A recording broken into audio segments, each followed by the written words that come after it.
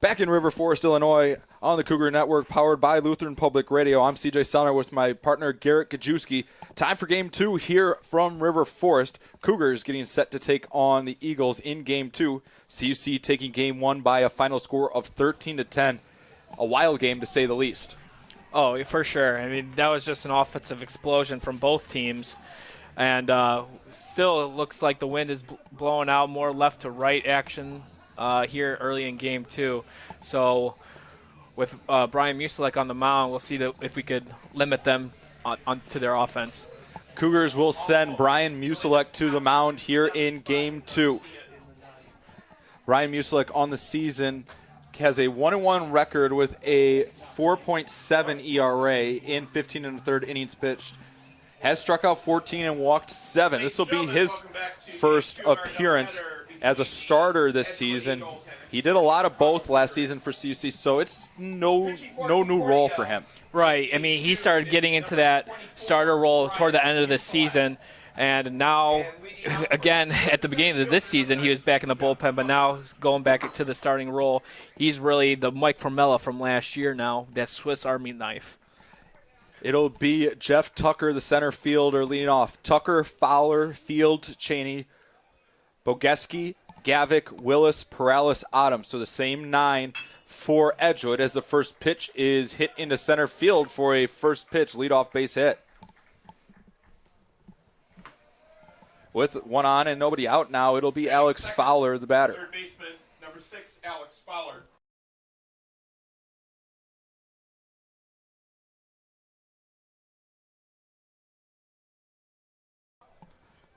One on, nobody out. The batter is Alex Fowler. First pitch shows bunt, and it's a strike on the outside corner, 0-1. Fowler went 0 for 2 last game, scored 3 runs. Did strike out once and walked 3 times. Leadoff runner aboard for Edgewood in the first. The 0-1 misses down, and the count levels at 1-1. Coppin replaces Rodriguez behind the plate here for Game 2. And at shortstop, it's Kevin Garcia getting the start instead of Aaron Wicker.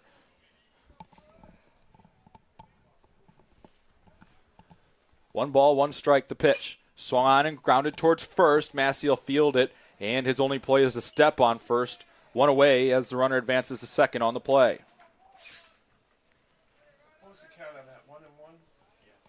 One ball, one out in the inning. The batter now will be number 9, Ryan Fields. Batting third, the shortstop, number 9, Ryan Fields. Fields went 0 for 4 last game. Did score a run, though, when he reached on a walk. First pitch is a breaking ball from Musilek that just misses, 1-0. Fields a 200 hitter on the season for Edgewood.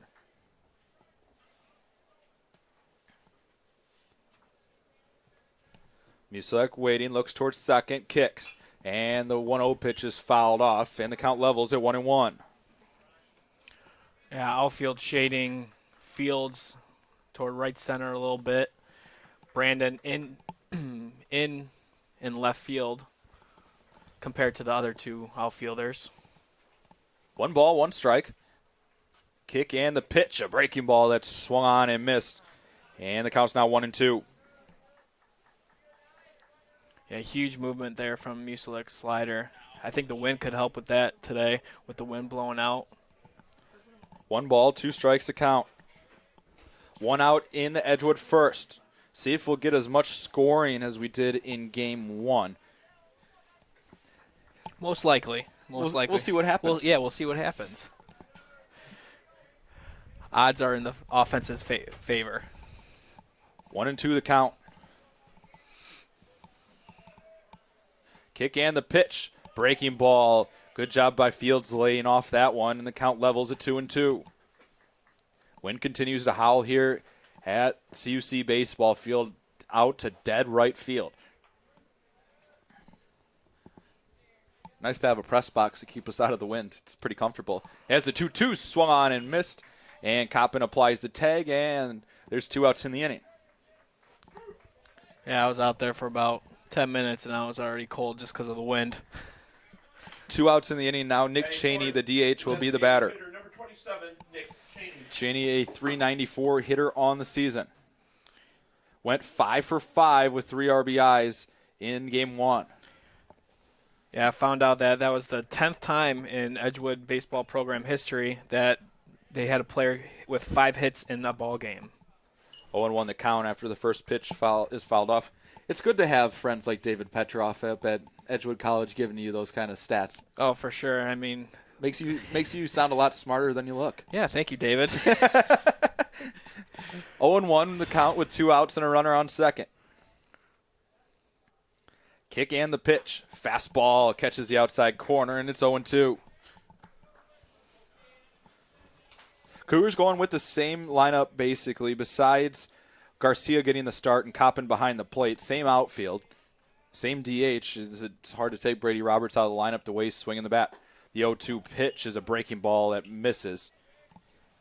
Cheney able to lay off. That's a good spot there, 0-2. If Musela can keep putting that stuff there, he's going to get a lot of swings and misses. Oh, yeah, 100%. And I wouldn't be surprised if they do it right here or go in with a fastball.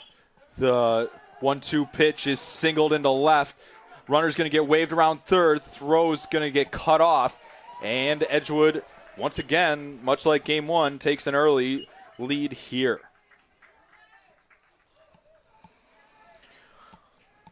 And again, Cheney, another base hit, now 6 for 6 on the day. And we called that inside fastball, but Cheney was able to get his hands in on the ball and flip one into left field for an RBI single.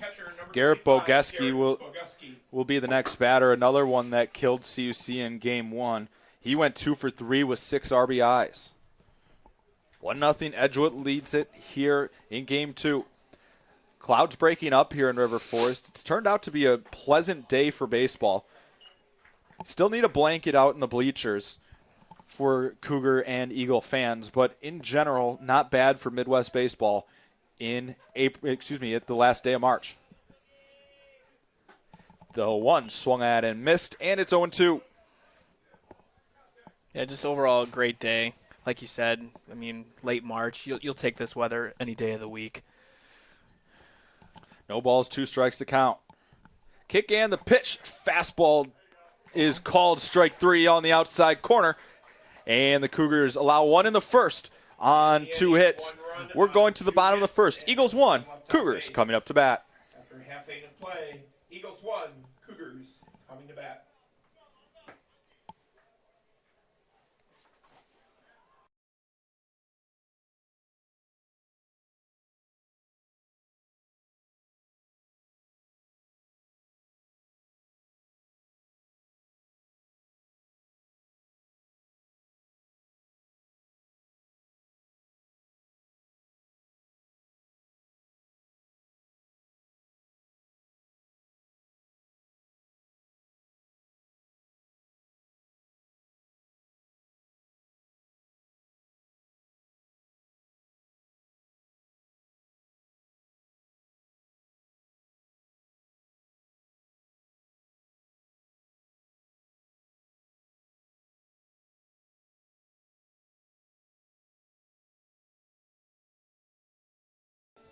Back in River Forest, Illinois, on the Cougar Network, I'm CJ Sellner with my partner Garrett Gajewski.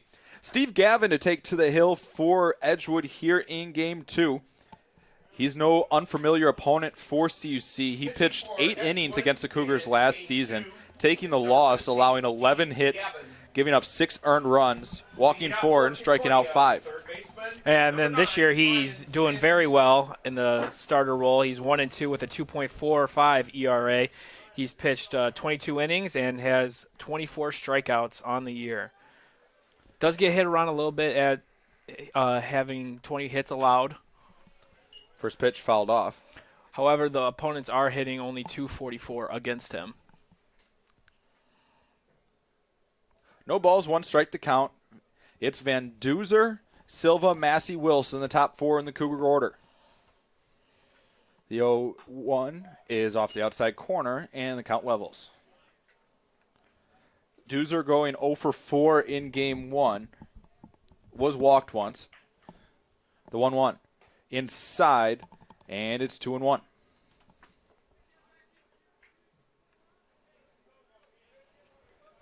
Two balls, one strike, the count to Van Duzer. Cougars trailing 1-0 here in the bottom of the first. 2-1 pitch, breaking ball for a called strike, and it's 2-2. Home plate umpire went to ring Duzer up, and he just kind of looked at him, a little cross-eyed. Yeah, got carried away there a little bit. The 2-2 pitch, breaking ball grounded up the middle, long run, spin, throw, and it is not in time. Athletic play there by the shortstop Fields. Throw just not in time to get Van Duzer at first. Yeah, that was a tough play from the beginning for Fields. I was just impressed that he got to it, was able to make the spin and accurate throw, just to put a close play at first on Van Duzer. 34, Joe Silva. 1 on, nobody out here for the Cougars in their half. Joe Silva now the batter. Silva, a .423 hitter on the season. Went 1 for 3 last game. Did score 3 times, though. First pitch is swung on and missed at a pitch off the outside corner, 0-1. Can always follow us on Twitter at CU Chicago Sports. All highlights, post-game recaps, and a few fun things in between. Yeah, we like posting fun things. No balls, 1 strike, the count to Silva. Pitch is swung on, hit right side, and that'll get past the first baseman. Van Duzer around second. He'll go to third. Silva to second. And the Cougars with runners in scoring position and nobody out in the inning. Yeah, I wonder what the official score will call that one. Tough hop, but it was hit hard. It was hit hard. So it'll go down as a hit for Silva. So runners on second and third with nobody out. And just like game 1, CUC answered every time that the Eagles scored. They're setting themselves up to try to do it again here. Yeah, I mean, that's all you could ask for. I mean, if you go down early, the offense comes right back and able to pick you up. Massey fouls one off his foot, and it's 0-1. No balls, 1 strike, the count.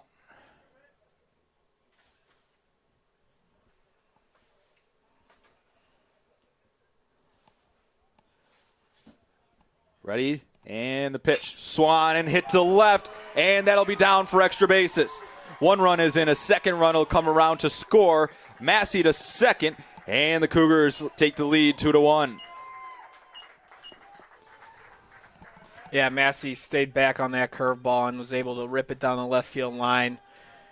And like you said, just like last game, down early in the game, Cougars come right back with a RBI or 2 RBI double and take the lead again. Batter now is Mitch Wilson with a runner on second and nobody out.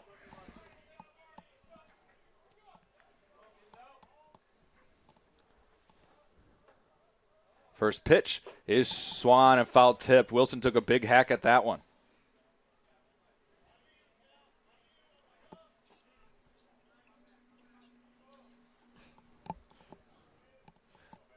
No balls, 1 strike, the count on Wilson. Pickoff attempt, and Massey just got picked off of second base. That was a interesting pickoff move there from Gavin, as he did no turn or anything. He just stepped off and threw it open sided, and it was able to pick off Massey there. So 1 out in the Cougar half now for Wilson as he fouls one off now, and 1-1 the count.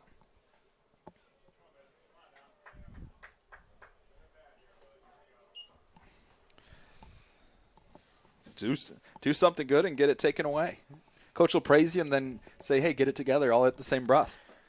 The 1-1 is swung on and missed. And Wilson goes down on strikes, and there's 2 away.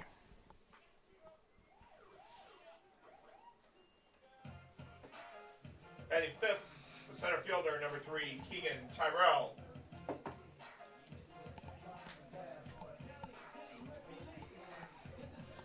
Batter now is Keegan Terrell, a .271 hitter on the season. First pitch is high and outside for ball 1.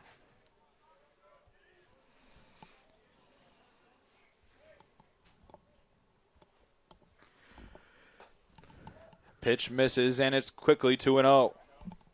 Nobody on, 2 away in the inning.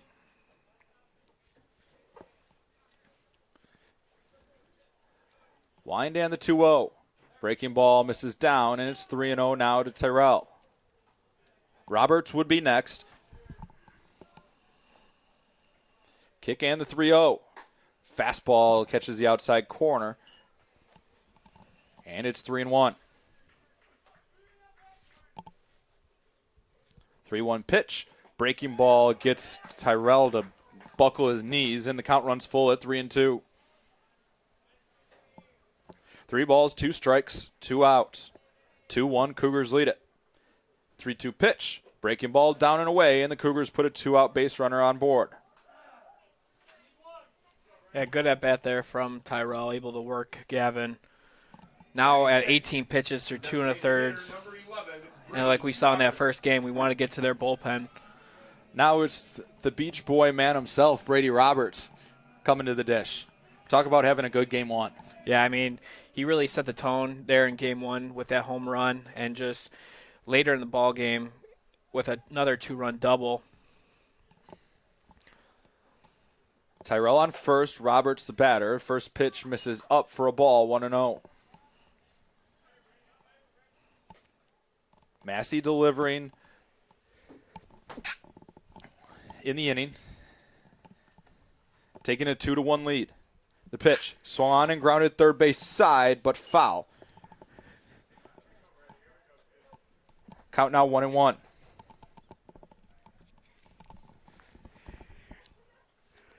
One ball, 1 strike, the count. Cougars come in ranked 5th in the national poll this week at d3baseball.com. Rowan lost today, so there's a chance you could see the Cougars move up in that poll if they're able to win here in game 2. The 1-1 to Roberts. High and tight, and it's 2-1.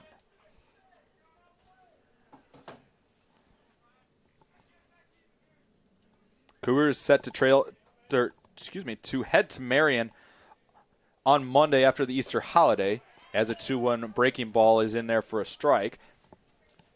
That'll kick off an 8-game road swing for CUC, with 6 of those 8 games coming in conference play. Next home series for CUC is April 15th against Lakeland. Set and the 2-2. Misses up, and the count runs full to Roberts at 3-2. 3 balls, 2 strikes to count. That'll give Tyrell a running start at first base. Kick and the 3-2 pitch. Curveball hit through the left side, and that'll be for a base hit. Tyrell running hard. Ball bounces away from the left fielder. Throw to third, not in time.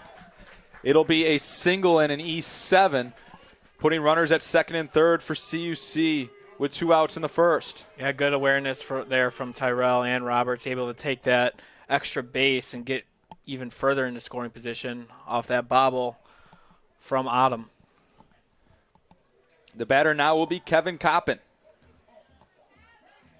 Batting 7th. Coppin, a 269 hitter on the season, with 6 RBIs and 10 runs scored.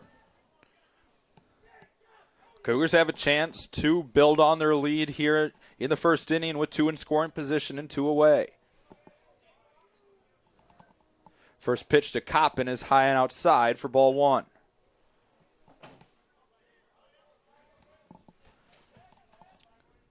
One ball, no strikes to count. The pitch in there for a called strike, and the count levels. I got to say, those new socks that they got, on par with the new uniforms. Oh, I'm huge fan of the socks. The 1-1. Off speed for a called strike, and it's 1-2. 1 ball, 2 strikes, 2 away.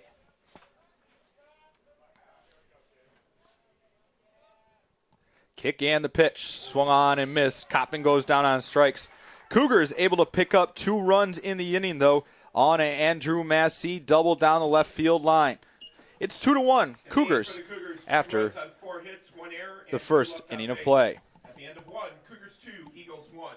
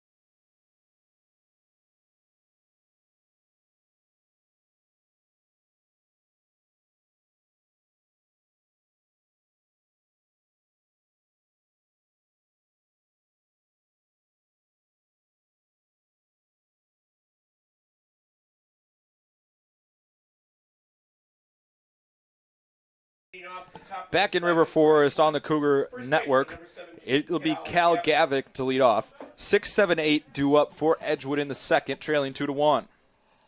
Brian Musilek on for his second inning of work, delivers a first pitch strike. Yeah, Gavick struggled in game one, going 0 for 4 with 4 strikeouts. A 1 is outside, and the count levels. Sun out here in River Forest. It's got to feel nice for the ball players. The 1-1. Misses down, and it's 2-1. Cougars had 14 hits in game 1. Already with 4 through 1 inning here in game 2. The 2-1 pitch is fouled straight back, and the count levels at 2-2.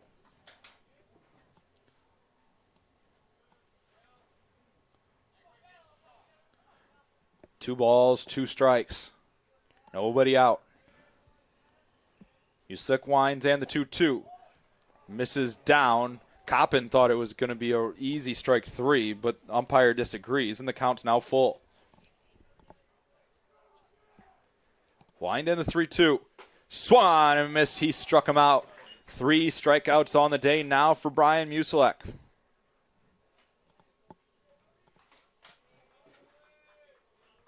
Batting 7th, the right fielder. Gavick's day continues to struggle, as now he has 5 strikeouts on the day. That brings up Casey Willis, the right fielder now. Musilek getting him to chase a pitch off the outside corner. First pitch skied into right field. Silva running over, and he'll make the catch for the out. 2 away now in the inning. Yeah, Silva came in quite a long ways from right field. It looked like I saw Massey had troubles with the sun. Possible that Wilson did too. Good job on Silva, able to call them all off and take charge. 2 outs in the inning now. And the batter will be Peter Perales. First pitch fouled straight back, and it's 0-1.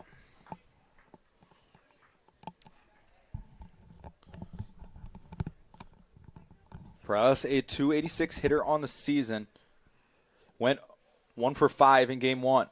Breaking ball called strike as it catches the knees, and it's 0-2. No balls, 2 strikes, 2 outs in the inning. Wind and the 0-2 pitch. Swan and missed. He struck him out. 4 strikeouts on the day now for Brian Musilek. We're through 1.5. Cougars lead this one 2-1.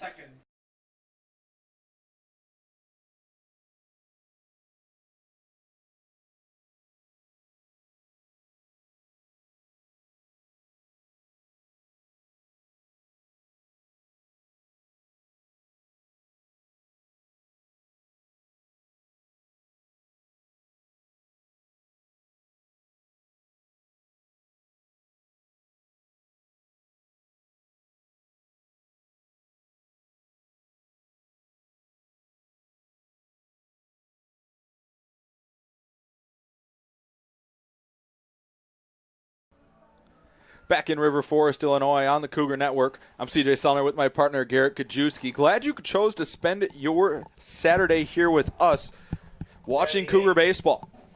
2-1, the Cougars lead it as we head to the bottom of the second. It'll be Connor Brandon, 8-9-1. Brandon Garcia in the top of the order. 2 up for the Cougars in the second. Brandon, in game 1, went 1 for 3 with an RBI. First pitch to him is high and outside for ball 1.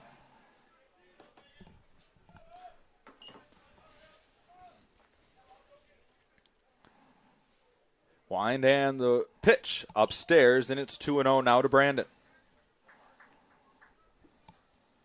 2 balls, no strikes.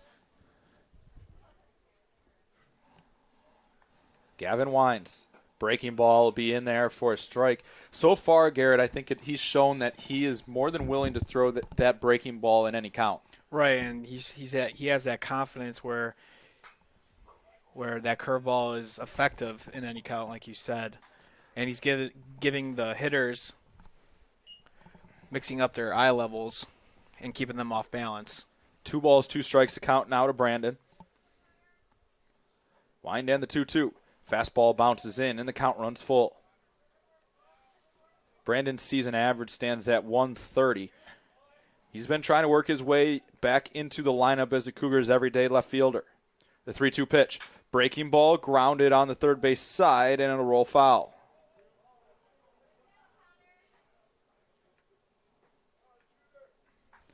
Count remains 3-2.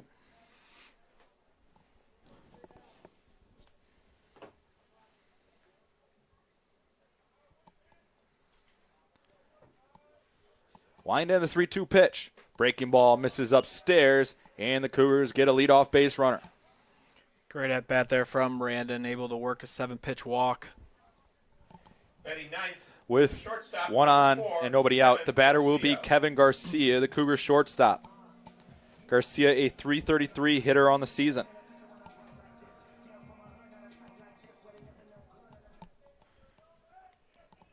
Garcia had just one at bat, came in as a pinch hitter. Did not reach. First pitch, a called strike, 0-1 to Garcia. Garcia's just been that player for Coach Stosky over the last couple of years. Wherever you need me, Coach, I'm ready to go. And that's kind of, he's been at third, he's been at short, he's kind of been wherever that he's been needed. Yeah, he's been everywhere, and As the pitch is grounded towards short, could be trouble. Throw is only going to be to first, and it pulls him off the base. An E6 puts runners at first and second for the Cougars. And that's a perfect example right there. I mean, he's everywhere on the field, and whenever he gets put in the lineup, he'll always produce, you know, and Third baseman, just number he 9, always Brian he Van produces, Duzer. and that's what all you could ask for as a coach. Brian Van Duzer, the batter now. He's 1 for 1 on the day. He reached on an infield single in the first inning. Cougars getting to Steve Gavin thus far. 4 hits. First pitch to Van Duzer is high and outside on a fastball, 1-0. Yeah, man, on first and second with nobody out, and now you got the top of the order coming up, hopefully to really break this game open. Runners on first and second. Kick and the pitch. High and outside, and it's 2-0. First baseman for Edgewood. Playing in Gavick. Van Duzer most likely not going to bunt in this situation. The 2-0 is a breaking ball in there for a strike. Gavin's done that a few times now. Yeah, and just, again, keeping guys off balance and hitters counts. Of course, you're looking for a fastball, but able to keep them off balance and just flip in an easy strike. The 2-1 is a breaking ball that's swunted on the third base side, and it'll roll foul. Count levels at 2-2. Swunted. I'm going to have to look that up in the dictionary. You can find it in the C.J. Sellner Dictionary of Broadcasting Experience. I'm guessing it's a swing and bunt. Bingo. You don't get a prize, but, well, the prize is free Chick-fil-A sandwiches for everybody that's in attendance today since the Cougars won. And you know what that means. Spicy chicken sandwich. Deal. 2-2 the count. To Van Duzer. Gavin readies. Kicks and the 2-2. Swung on and fouled off on the first base side, and the count will remain 2-2. And what I've really noticed out of these Edgewood pitchers this afternoon, I don't know if it's part of how they pitch, but a lot of them go to that slide step. And so far on the day, they've really controlled the Cougar running game, which we know can be prolific at times. 2 balls, 2 strikes to count to Van Duzer. Silva waiting on deck, and time is called.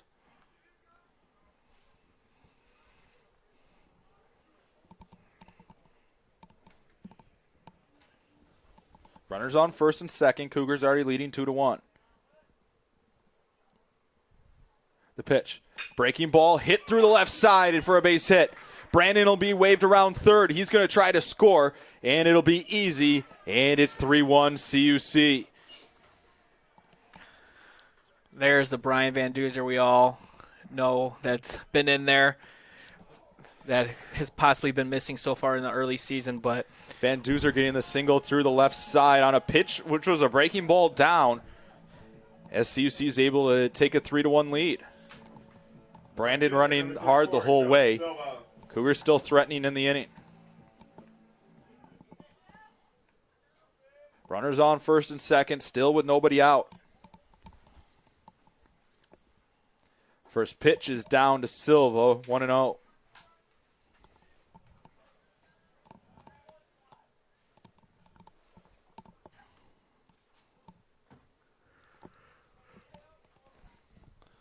One ball, no strikes on Silva.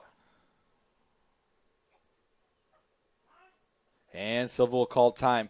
Gavin paying a lot of attention to the Cougar base runners at second base. He's making me dizzy with how many times his head's going back and forth. As a pitcher, that should be good. Mixing up his looks. The pitch swung on and grounded towards second. Fielded, throw to second for one, throw to first, not in time. So Silva board on the fielder's choice. Garcia to third on the play. 1 out in the inning. Yeah, pitchers keep controlling things. The only problem is, I'll openly admit, I was not good at holding runners on. I slide step, and I prayed that my catcher was going to throw you out. Were you a head guy, a leg guy? What were you for your move at first base? Just hope it gets there. So John Lester. Very much so. First pitch, a breaking ball. Runner off on the play. Garcia's now caught in a rundown between third and home, and he'll get out on the play. So it goes 2-1-5 on Garcia getting out. Silva was off on the pitch. I don't know where Garcia thought he was going. That was a design play by Edgewood to throw right back to the pitcher. Yeah, I mean, he's got to recognize that. He's got to be better base runner than that because, I mean, that's a play where even high schoolers run too. You got to see that through. 2 outs in the Cougar inning now. Bounces into Massey, and it's 1-1. 1 ball, 1 strike, 2 outs. It's a big out for Edgewood. It was going to be second and third, 1 out. Now it's just a man on second with 2 away.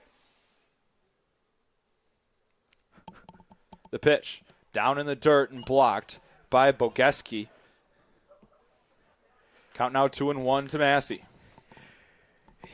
Now I know what you're saying. Gavin looked at Silva about 8 times during that play. And usually when when we just had radio here, I'll be like, okay, he looks back at the runner once, looks him back again, and then goes. I don't think you'd have to be one of those auctioneers to be able to keep up with his head. Yeah. His head looks back to second. He's doing. You can't be that fast. That's impressive. The 2-1 misses outside, and it's 3-1. Hey, all the props in the world to him. And then be able to have a focus to throw a pitch. I'm dizzy just watching it. The 3-1 to Massey. Breaking ball, called strike that catches the inside corner. And Massey thought it was ball 4. Yeah, it looked like it went around the plate that time. Again, though, here comes another big pitch, though. Could get out of this inning with just only 1 run. 3 balls, 2 strikes.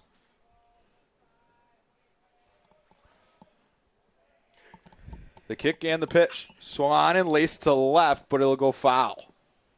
Keep your head on a swivel, Coach Stosky. You see him in the weight room enough here, so you expect he's got some sort of fat twist reflexes. Yeah, you're right. Give him credit. Yeah, tons of credit. He's nimble. Gavin readies, and the 3-2 pitch to Massey. Breaking ball lifted into shallow right, and that'll be down for a hit. Silva running hard. He'll come to score, and it's 4-1 CUC on an Andrew Massey single.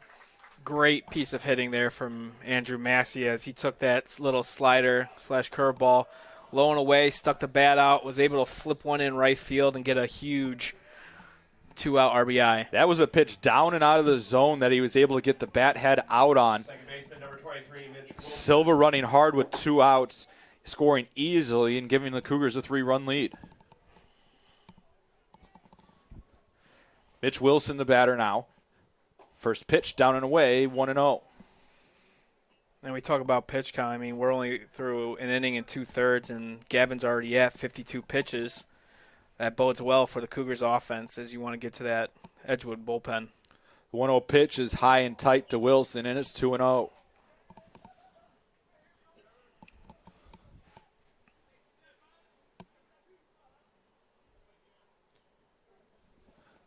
2 balls, no strikes, the count on Wilson.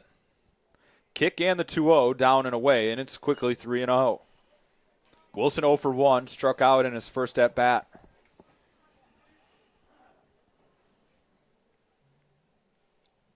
Cougars leading 4-1. Kick and the pitch. Wilson taking the whole way, and it's a fastball in there for a strike.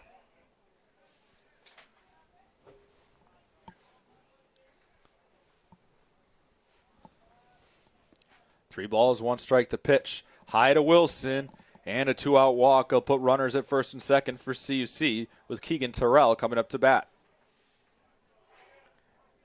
Cougars have gotten 2 runs this inning, but they've also prolonged this inning after the 2 outs. After that pickoff of Garcia at third base, it could have gone with nobody or no runs, And now they've gotten 2 runs, put their lead to 3, and build that pitch count on Gavin.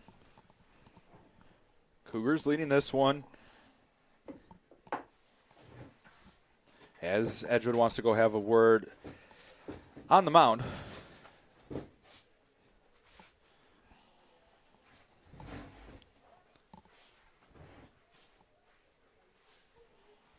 This trip to the mound brought to you by Chick-fil-A. Chick-fil-A in Melrose Park on North Avenue. Eat more chicken.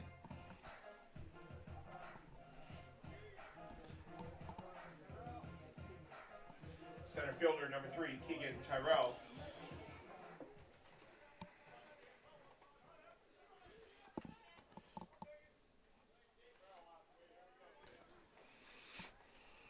Keegan Terrell is the batter.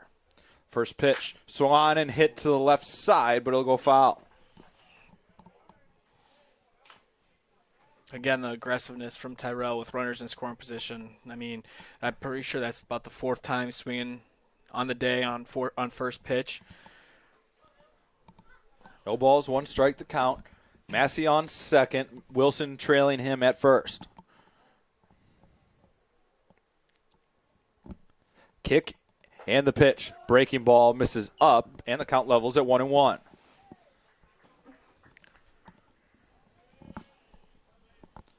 One ball, 1 strike, the count. You can find all the archives of home CUC baseball games on our YouTube account, CUC Sports. 2-1 the count after a breaking ball misses.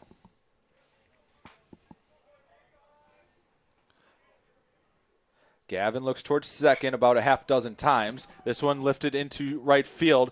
Right fielder shielding his eyes from the sun, and he'll make the catch. Cougars pick up 2 in the inning. They lead 4-1 after 2 complete here in River Forest. For the Cougars, 2 runs, 2 hits, 1 error.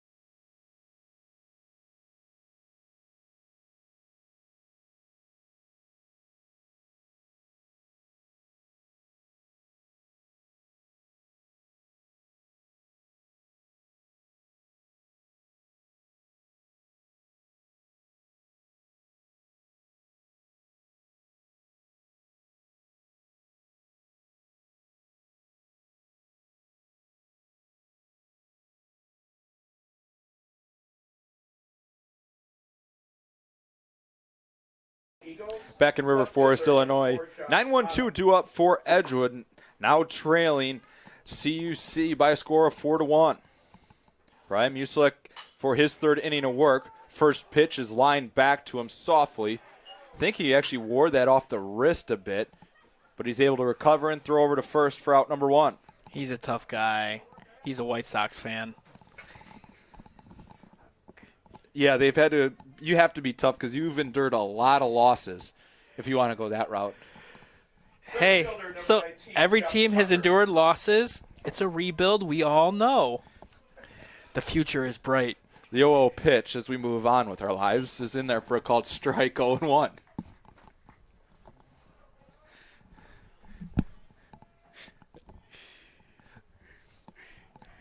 Wind in the 0-1. Breaking ball misses down and the count levels. You know, you being my graduate assistant over the last 2 years, I gotta give you at least a few hard times knowing that you only have a couple months left with me. This is true. The 1-1 in there for a called strike on the outer half, and it's 1-2. And I just have to tell you, good luck to whoever you hire next. By the way, we are hiring. You don't have big shoes to fill. This one grounded towards second. Wilson will field it cleanly and throw to first, and there's 2 away in the inning. Well, that's just mean. Is it mean or truthful? Probably a mixture of both, but Third baseman, number 6. The batter now Alex is Fowler. Alex Fowler. He's 0 for 1 on the day, a .317 hitter on the season.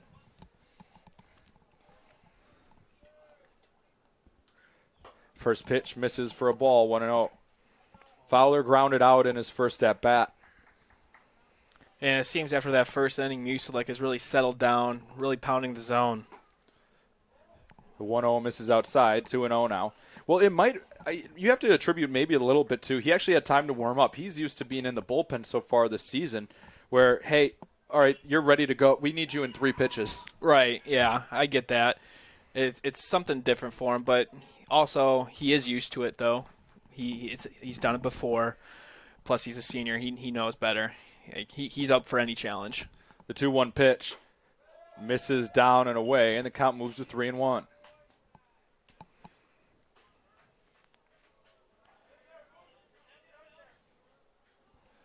Wind and the 3-1. Misses down, and it's a 2-out walk to continue the inning. Brian Musilek last season broke the CUC wins record, picked up 9 wins last season, and that was in a mixture of, you're talking about a guy that came out of the bullpen and on the mound, probably about equally amounts. Yeah, like that Mike Formello role, as we've mentioned on this broadcast earlier. But he just came in every situation and found himself a little lucky at times, too, able to get some wins. Swing and a miss. Runner off on the pitch and is able to steal second as Coppin lost a handle on it. 0-1 the count with 2 away, and a runner now in scoring position.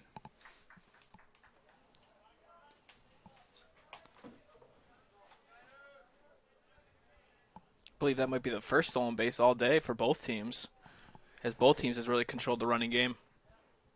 The 0-1 misses down, and it's 1-1.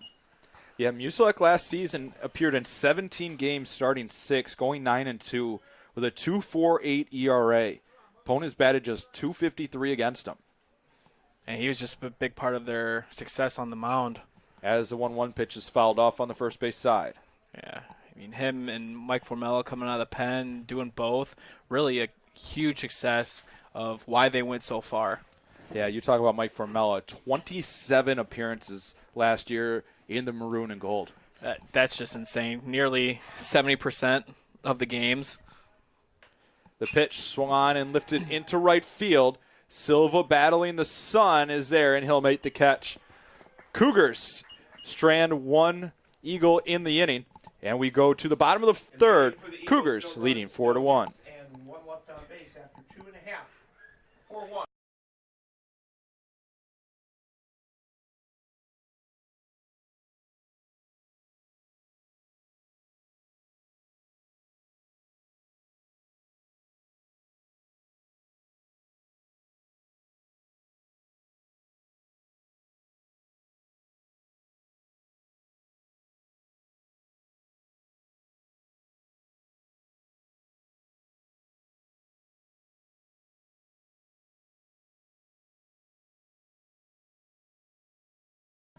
Back in River Forest, Illinois on the Cougar Network.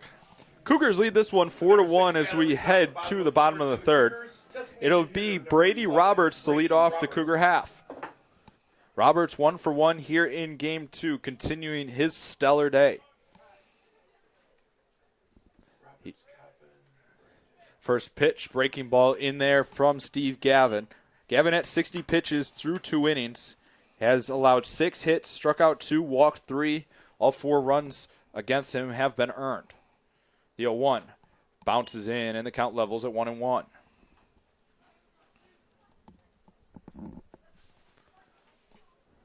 One ball, 1 strike. The pitch. Breaking ball called strike, and it's 1-2.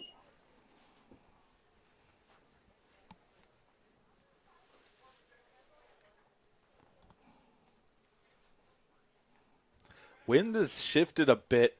Now it's going to play a little bit of a factor that it's blowing more across. It'll still push balls out to right. It'll hurt balls going to left field. Yeah, that's why we've seen Connor Brandon really been playing in. As this pitch is skied on the infield by Roberts. First baseman and second baseman converging, and it will be the first baseman, Gavick, making the catch for out number 1.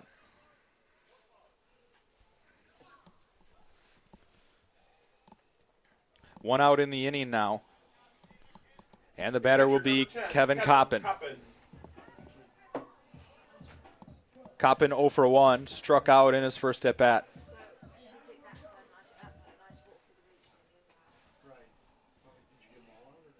Wind and the 0-0. In there for a called strike, 0-1.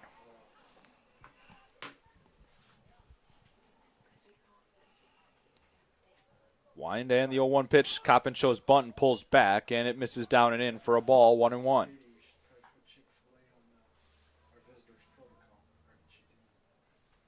One ball, 1 strike, the count.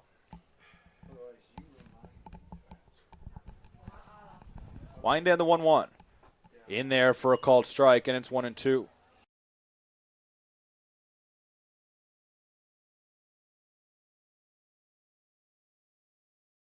One ball, 2 strikes to Coppin.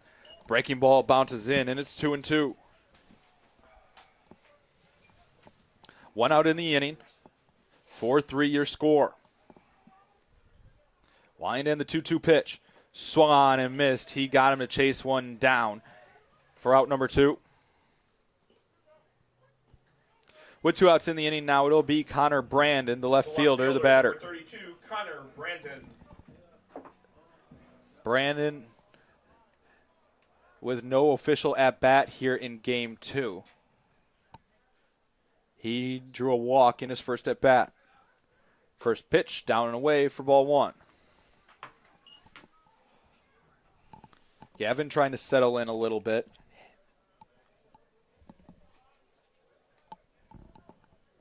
The 1-0 pitch. Breaking ball misses upstairs, and it's 2-0. 2 balls, no strikes to count. Wind and the 2-0. Breaking ball misses high, and it's 3-0 now to Brandon.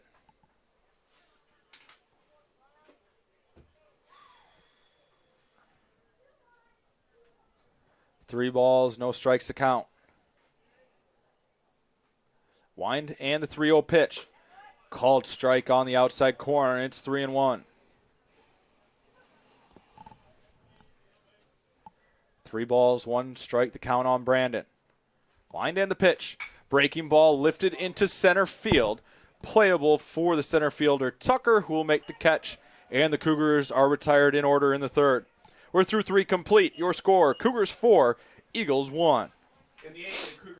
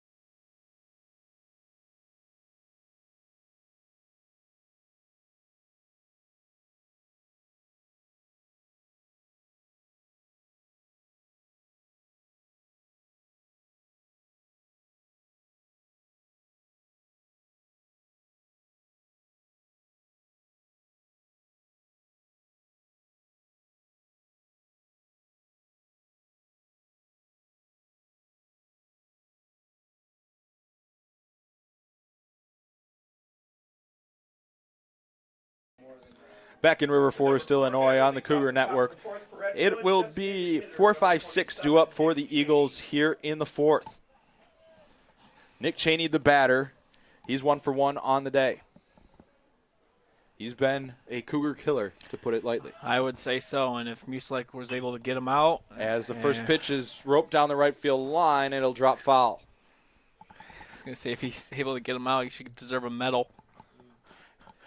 Cheney has not been retired yet by any of the Cougar pitchers. And the thing is, too, that back foot slipped out on him a couple times with some of these pitches, and yet he's still been able to find a way. The 0-1 misses just down, and it's 1-1. Totals through 3 innings for Edgewood: 1 run, 2 hits, 2 errors. For CUC, 4 runs on 6 hits and no errors. That one catches the corner, and it's 1-2.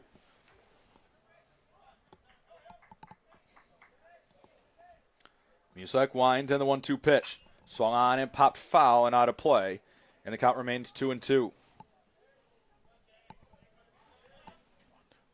Excuse me, 1-2. 1-2 the count.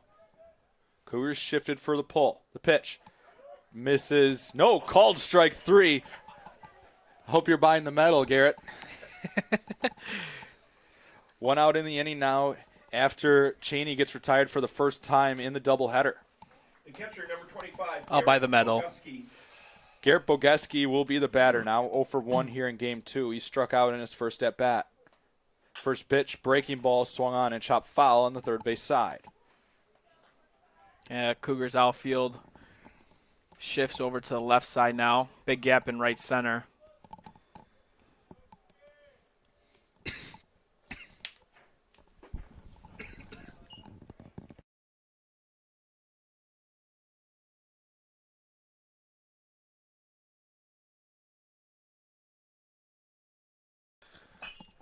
The 0-2 pitch fouled off.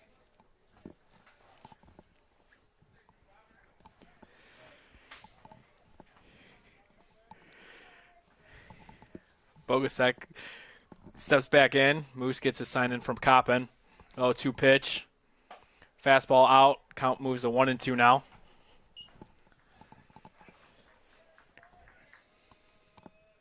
Muselek's worked quickly thus far, allowing just 2 hits on 1 walk. Wind in the 1-2.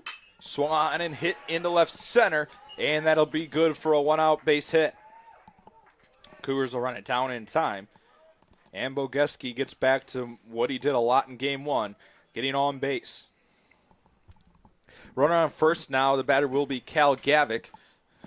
Gavick 0 for 1 here in game 2. He struck out in his only at bat. Yeah, Muselek kind of hung that 1-2 curveball. 4-1, Cougars lead it.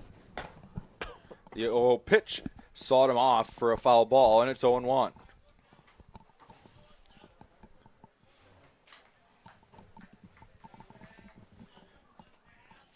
Cougars lead it. Casey Willis is next. The pitch. Down in the dirt. Good block there by Kevin Coppin. Keep the runner at first. 1-1 the count.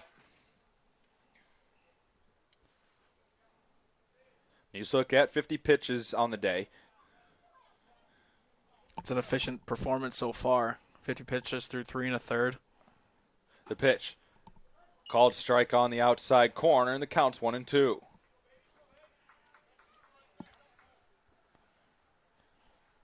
Muselek with 5 Ks already here in the ballgame.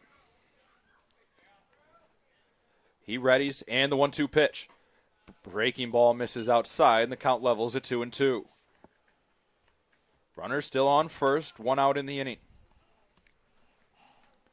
Good opportunity to turn 2 here. Gavick and Bogeski running the bases for Edgewood. The pitch. Lifted foul and out of play on the third base side.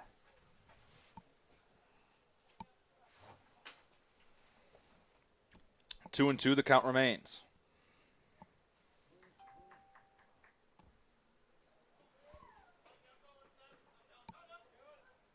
Two balls, 2 strikes. Muselek readies, and the pitch. Swung on and missed. He struck him out. 6 strikeouts on the day now for Musilek. 2 away in the inning.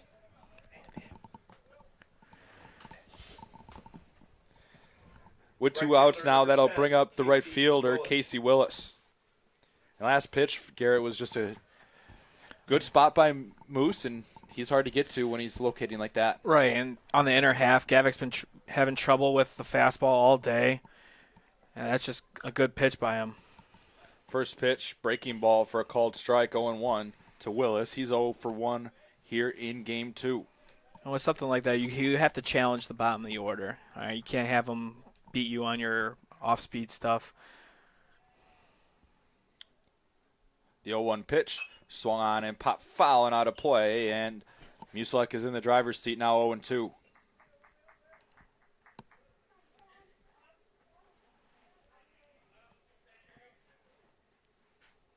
No balls, 2 strikes to count.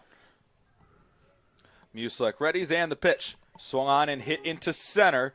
Terrell is there, and he will make the catch for the 3rd out. Edgewood puts 1 aboard in the 4th, but they come up empty. Cougars leading this one 4-1 as we head to the bottom half of inning number 4.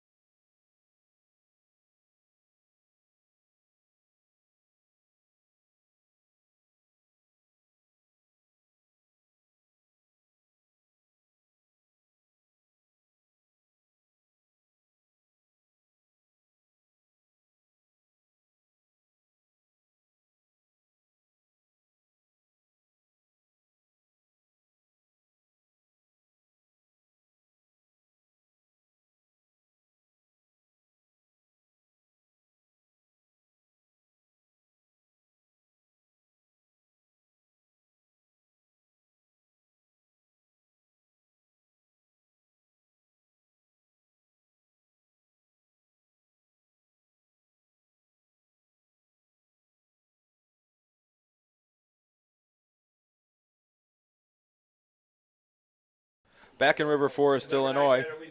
It'll be 9-1-2 due up for the Cougars here in the bottom of the 4th. Kevin Garcia to lead off.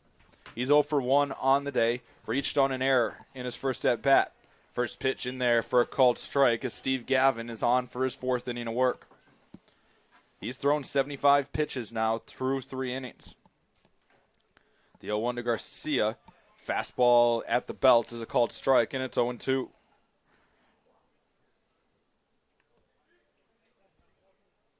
No balls, 2 strikes. Wind and the pitch. Swung on and hit to short. And the shortstop Fields is there to make the catch for the 1st out. 1 away in the inning now, and that'll bring up the top of the order in the 3rd baseman, Brian Van Duzer. Van Duzer 2 for 2 in Game 2 with an RBI. 1 out in the 4th. 3rd baseman number 9, Brian Van Duzer. Gavin could really use a quick inning here for Edgewood. Yeah, for sure, especially to save that bullpen. First pitch misses up.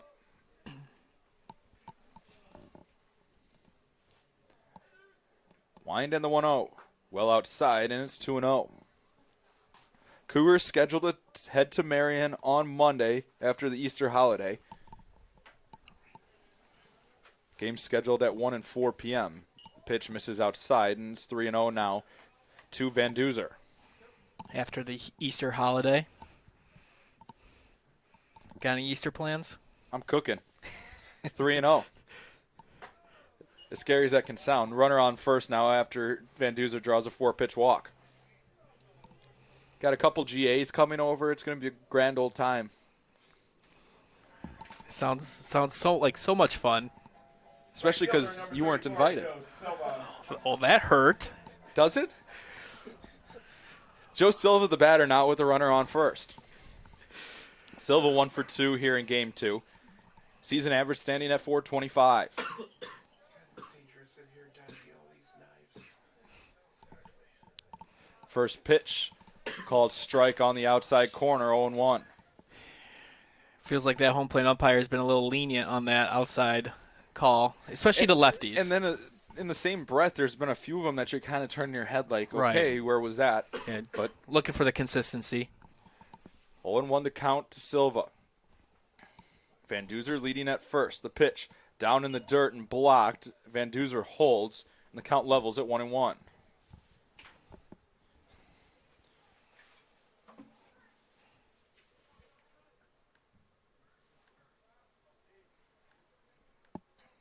One ball, one strike. Van Duzer getting his lead at first. Gavin readies and kicks the pitch. Down and away. And the count moves to 2-1 on a changeup.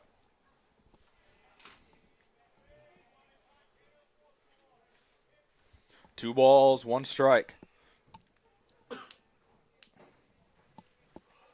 One out in the Cougar half of the fourth. Trying to build on their 4-1 lead. The pitch. In there that time. Silva taking. I don't think he got what he expected there from Gavin. Right, I mean, that's what we've been talking about the whole game, though. In hitters' counts, he's throwing a little backwards, throwing change-ups, throwing curveballs, but all for strikes, so hitters have to adjust to that. 2 balls, 2 strikes to count. And the pitch is a breaking ball that misses outside, and the count runs full. Now, this is one of those situations that it's always interesting to see how Coach Mike Stosky wants to play it.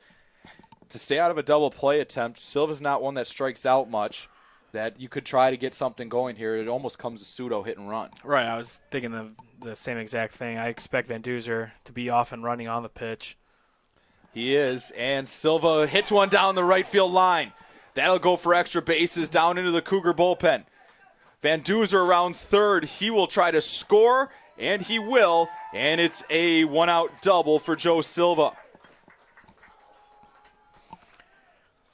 And we were just talking about it, obviously, but, I mean, with that, too, ball down the line or ball in a gap gives Van Duzer a head start, and he scores easily on the play where if he wasn't going, he might not have. First baseman, number 2, Andrew Massey. Van Duzer coming all the way around to score on the double by Joe Silva. 5-1 CUC leads it now. Runner on second, one away. First pitch swinging as Massey. He skies one towards short.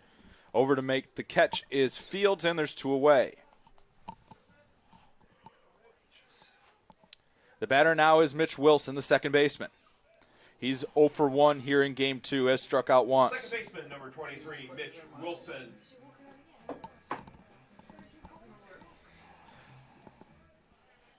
Silva on second, 2 away. Wilson's average at 290 on the season. Chance to add another run here in the fourth. Readies and the 0-0 pitch. Outside, 1-0.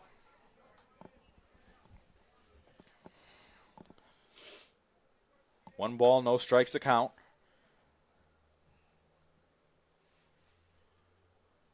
Wilson waiting.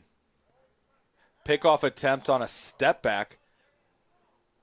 Similar to what he did in the first inning to Massey. Well, he's got the head movement for him and the ability to contort his body enough to even to be able to throw that ball like that. I say that's pretty impressive. That's 2 for 2 in my book. The 1-0 pitch is down. Now 2-0 to Wilson. Gavin now at 90 pitches on the day. Eagles bullpen still. Pickoff attempt not in time as Silva goes back. Yeah, I was mentioning still no one in the bullpen for Edgewood. So it looks like, at least for now, this is Gavin's inning to finish. He did go all 8 innings last time, throwing 124 pitches against CUC last season. The 2-0. Outside, now 3-0 to Wilson. Keegan Tyrell would be next. Gavin's ERA standing at 3.86 on the season. The 3-0 pitch. Wilson takes, and the pitch misses high, and the Cougars with runners on first and second and 2 away. Keegan Terrell now the batter. A .267 hitter on the season. And there will be a meeting on the mound. We'll take a quick break.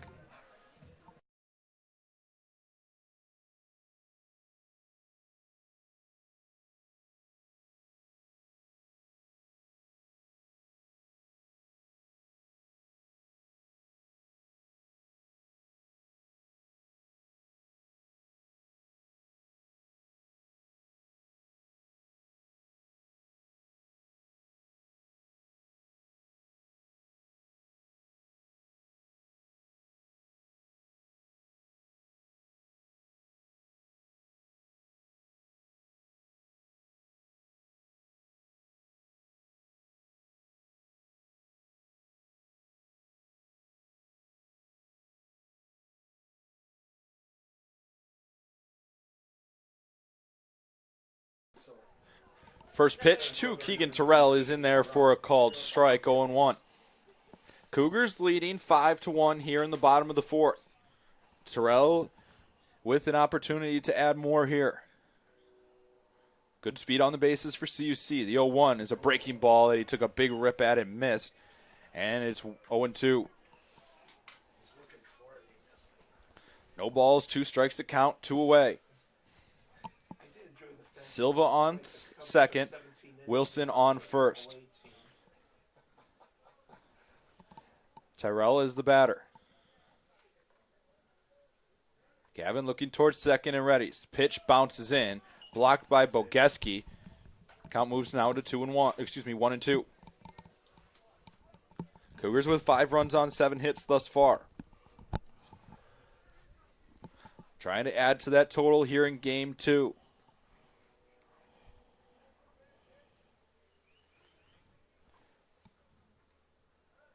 Ready, and the 1-2 pitch. Breaking ball lifted to right. In fair territory, now drifting into foul. And it is foul.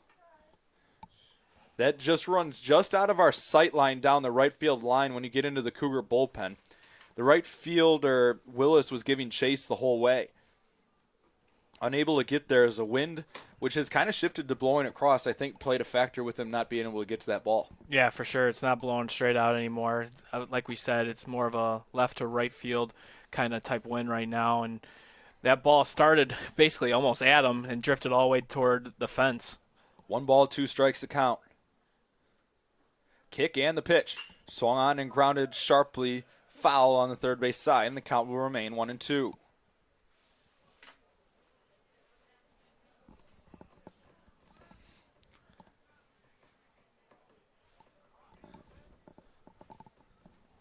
One ball, 2 strikes, 2 away.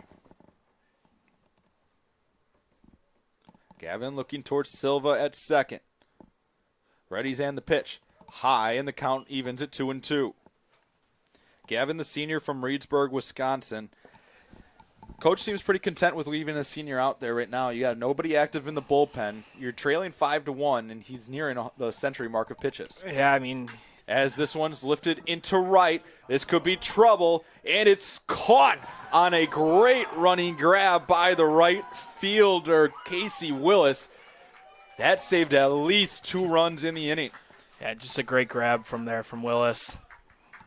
Willis runs it down, and the Cougars pick up 1 run in the inning. They lead 5-1 after 4 innings of play.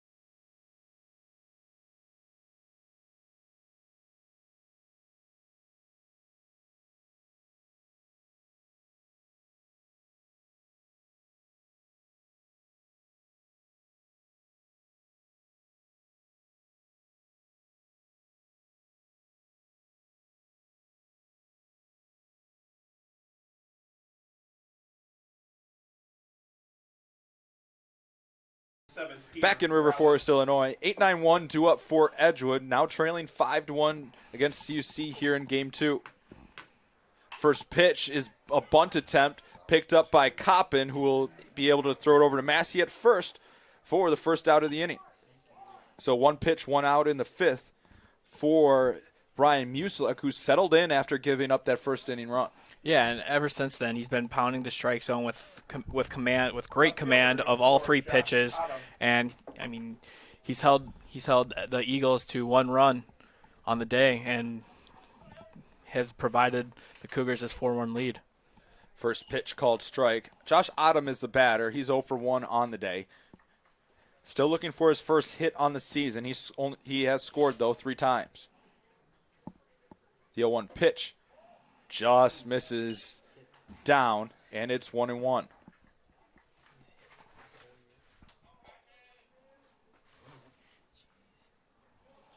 One ball, 1 strike. And the pitch in there for a strike on a breaking ball, now 1-2. Autumn does have a hit, correction. He had a hit in Game 1 today. Still looking to get things going. Wind in the 1-2 pitch. Breaking ball, couldn't get him to chase it. It goes away. Now 2-2.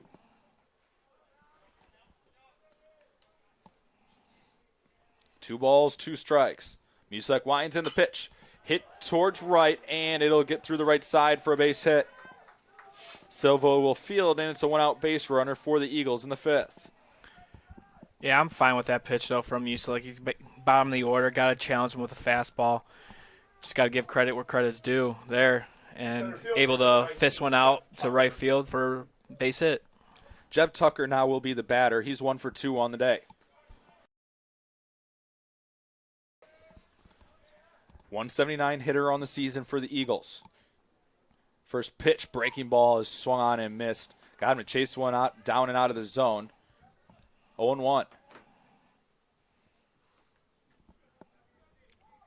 No balls, 1 strike to count. Under 10 minutes left in the half. That's a real defensive game. 0-1. Down in the dirt, Coppin blocks it, trying to throw to second, and he was bumped by the batter. No interference call there.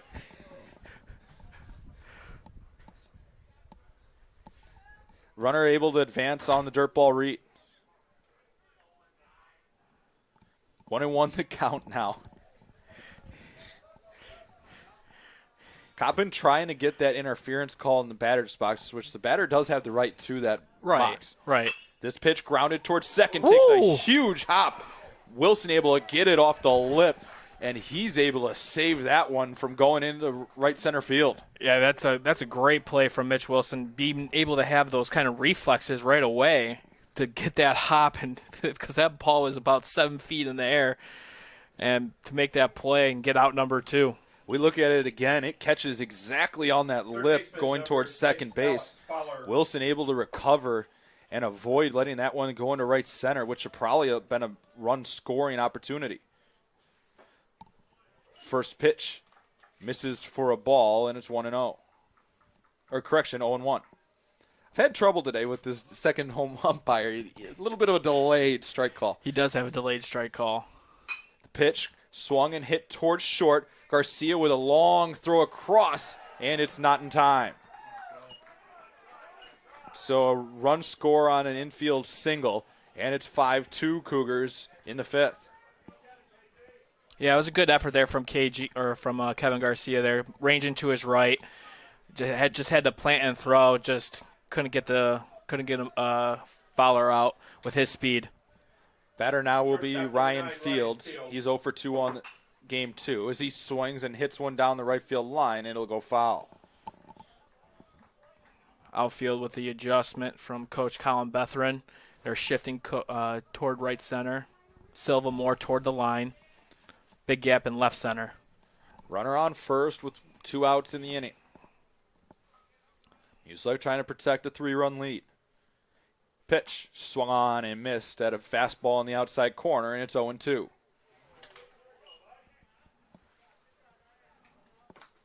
No balls, 2 strikes to count.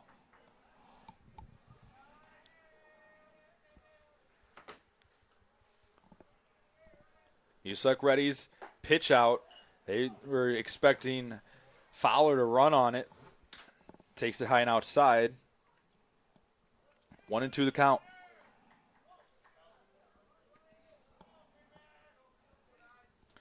Muselak readies, and the 1-2 pitch. Breaking ball, it's spoiled foul straight back. Count remains 1-2. Good battle here from Fields as he was able to sit back and able to foul one off and live another day. Always try to live to see another pitch. Especially as a hitter, yes, 100%. 1-2 pitch is a breaker that misses outside, and the count levels at 2-2.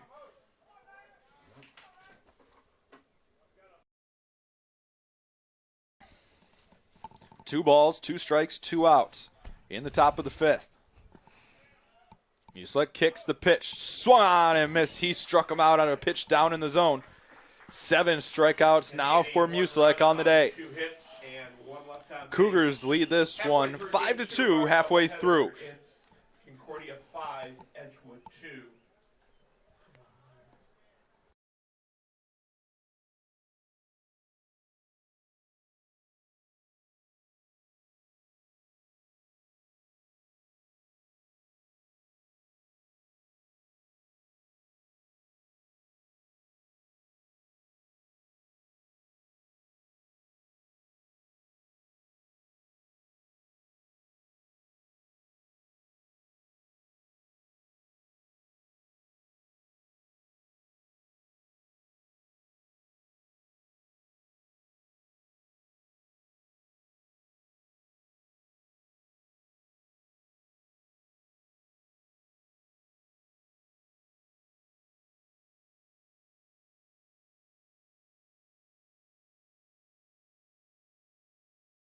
Back in River Forest, Illinois. Cougars leading this one 5-2 here in the bottom of the 5th. Brady Roberts to lead off. Roberts, Coppin, Brandon due up for CUC, leading 5-2 after Edgewood picked up 1 in the top half. First pitch in there for a called strike, 0-1 to Roberts. Yeah, Roberts has had a great day, to say the least, so far. Looking to build off it and get that run back. 1 ball, 1 strike to count now. It's amazing to me Gavin is still on the bump right now at pitch number 100. As this one's lifted into right, giving chase is the second baseman, Perales, and he won't be able to make the play. So it'll be an E4 there as Perales is unable to make the catch. That might be a little bit of the wind playing a factor there. Oh, 100% easily that was definitely wind-aided. Third error of the day for Edgewood. Puts a runner on for Kevin Coppin. And in all honesty, that should have been the right fielder's ball. You know the wind is going to blow toward you and to the line, and your second baseman's kind of out there in no man's land. You know what I mean? 5-2 Cougars lead it. The first pitch in there for a called strike to Coppin, 0-1. 103 pitches, and Steve Gavin is still on the mound with nobody warming up in the bullpen. I see some pitchers, it looks like stretching, but still have their jackets on. Runner on first with nobody away. And Gavin will step off. Coppin 0 for 2 has struck out twice here in Game 2. A .250 hitter on the season. The pitch misses, and the count levels at 1-1. Cougars will see if they can keep the trend going in Game 1 and Game 2 thus far. They've matched every time Edgewood has scored in the top half of the inning. CUC has scored in the following. And that's just what good teams do, though. I mean, if you get down, you expect your offense to get you back in the game, chip away if you're down big or something. But either way, you know this team is going to produce offensively. 2 balls, 1 strike to count to Kevin Coppin. The pitch swung on and hit first base side, and that'll be down. Roberts around as the ball goes down into the right field bullpen. Coppin racing into second. Roberts will be held at third. And the Cougars with runners in scoring position and nobody out in the fifth. And again, we always in baseball we talk about responding, right?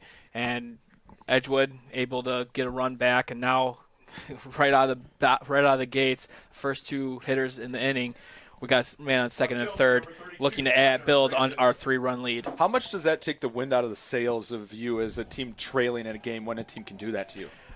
It honestly it's deflating, where a team you work so hard to get back into the game.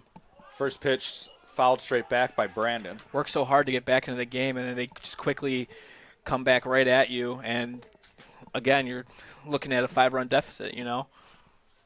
Cougars trying to get the run back that Edgewood scored in the top half. 0-1 the count to Brandon. Runners on second and third. Breaking ball misses down, and the count levels at 1-1. Still no action in the bullpen for Edgewood. They're going to ride with their senior, and they're going to ride him till the end. Breaking ball just nicks the inside corner, and it's 1-2 now to Brandon. 1 ball, 2 strikes. Kevin Garcia on deck.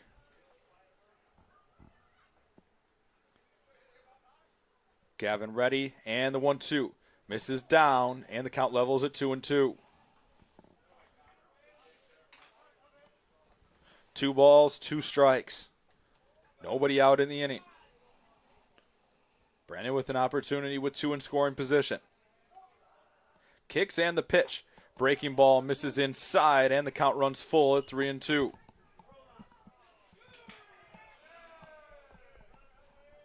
Three balls, 2 strikes to count. Brandon talking to the home plate umpire. I think he thought he got hit. Oh, from my vantage point, it looked like Connor Brandon tried to lean into that pitch a little bit. So even if he did get hit, I think he would have stayed in the box. We've learned that today, that he will stay in the box. Right. 3-2 coming. The pitch. Swung on and fouled straight back, and the count will remain 3-2. Brandon just missed that as Gavin threw just a get-me-over curveball straight down the middle. 3 balls, 2 strikes, nobody out.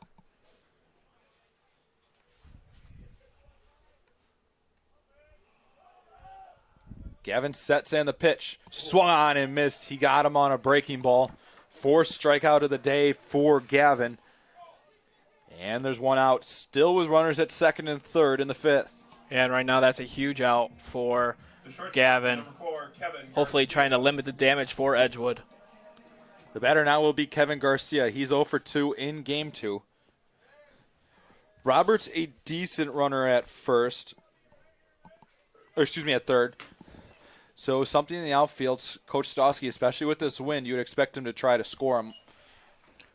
First pitch misses down. Yeah, if it's any sort of even medium fly ball, I would test their arms, especially with this wind. 1 ball, no strikes to count. 1 out in the Cougar 5th. Kick and the 1-0. Breaking ball hit third base side. Roberts has to retreat. Throw across is in time. Good job by the first baseman, Gavick, to recover after the throw went wide. 2 outs in the inning now. Honestly, kind of surprised, though, that Roberts did not go. Usually with 1 out, man on second and third, you do kind of want to hope to see them make a play at you at home, and you could always get back into scoring position. But, I mean, with that, the third baseman was going to his right. If you got a good read off the bat, you never know. 2 outs in the inning now with runners still on second and third. Brian Van Duzer, the batter. First pitch is swinging and lifted into right field in foul territory, and it'll drop. Foul. Right fielder Willis giving chase to that one. Wind helping to push that out of play. No balls, 1 strike to count.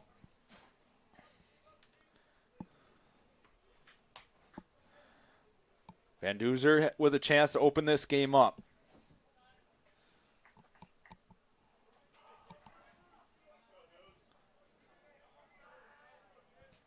No balls, 1 strike to count.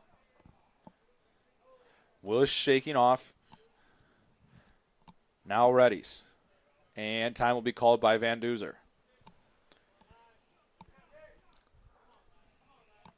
Looking at the top 25 scoreboard, Rowan, number 3 team in the country, split with Ramapo today. As the breaking ball misses upstairs to Van Duzer, 1-1. Number 4, Mass Boston ahead of CUC is 13-7 winners over Eastern Connecticut.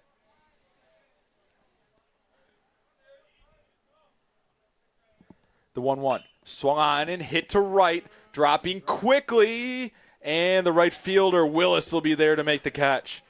Cougars get 2 aboard with nobody out, but are unable to score in the 5th. We go to the 6th here in River Forest. Cougars leading 5-2. In the inning, no runs, 1 hit, 1 error, 2 left on base at the end of 5. 5-2. Awesome. Cougars. We're in the 6th, right? Going to 6, yeah.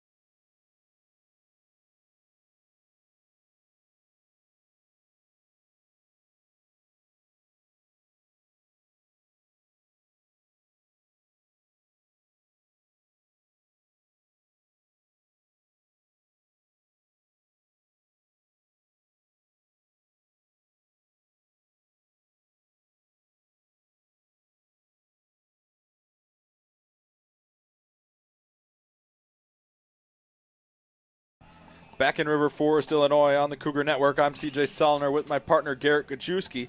Going to the 6th. Cougars leading this one 5-2. CUC coming up empty after getting 2 aboard. We talked about that could have been your opportunity to kill all of Edgewood's momentum. Now you get out of a situation like that. Now it's Brian Muslek's job to get through this half inning to kind of kill any momentum that they have. Right, and first and foremost, that was just a great job of pitching from Steve Gavin. Able to get out of that jam. First pitch from Musilek is up for a ball, 1-0. There is action down in the Cougar bullpen, as a couple are just stretching around and starting to throw a little bit. We'll get you numbers once we can see them. This one swung on, foul down the right field line, and it'll drop foul and out of play.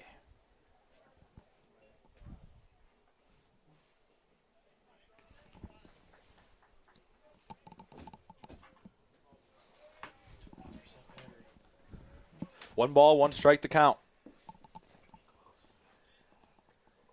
The pitch swung on and lifted into shallow right. Silva ranging over, and he will make the catch for out number 1. 1 out in the inning now as the Cougars get out Cheney for just the 2nd time on the day. Will be the catcher, number 25, Garrett Bogeski. He's 1 for 2. Has struck out once here in Game 2. He had 6 RBIs in Game 1 today. Breaking ball for a called strike, 0-1.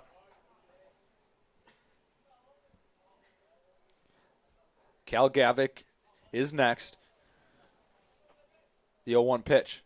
Breaking ball hit into center. Terrell is there, and he'll make the catch for out number 2.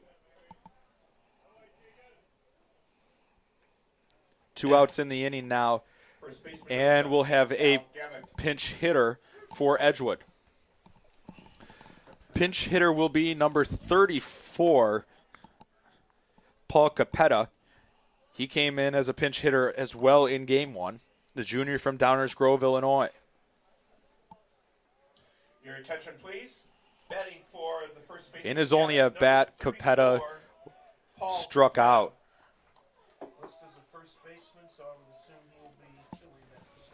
2 outs in the inning. First pitch swinging, and it's a strike, 0-1. And really looking from the Cougars' perspective, this is the exact type of inning you want from Musilek. Just pound the zone and shut down any sort of momentum that the Eagles thought they had after getting out of that second and third jam. The 0-1 pitch misses down, 1-1. And you just look at it from a standpoint, CUC, as this one swung on and fouled straight back, this season has not lost when you're leading after 6 innings. Right, and that just attributes to the great bullpen, too. Starters going deep, the offense doing their job, and then the bullpen shutting the game down. Wind and the 1-2 pitch. Bounces in, and the count levels at 2-2. Silva, Massey, and Wilson. 2 balls, 2 strikes, 2 outs in the 6th.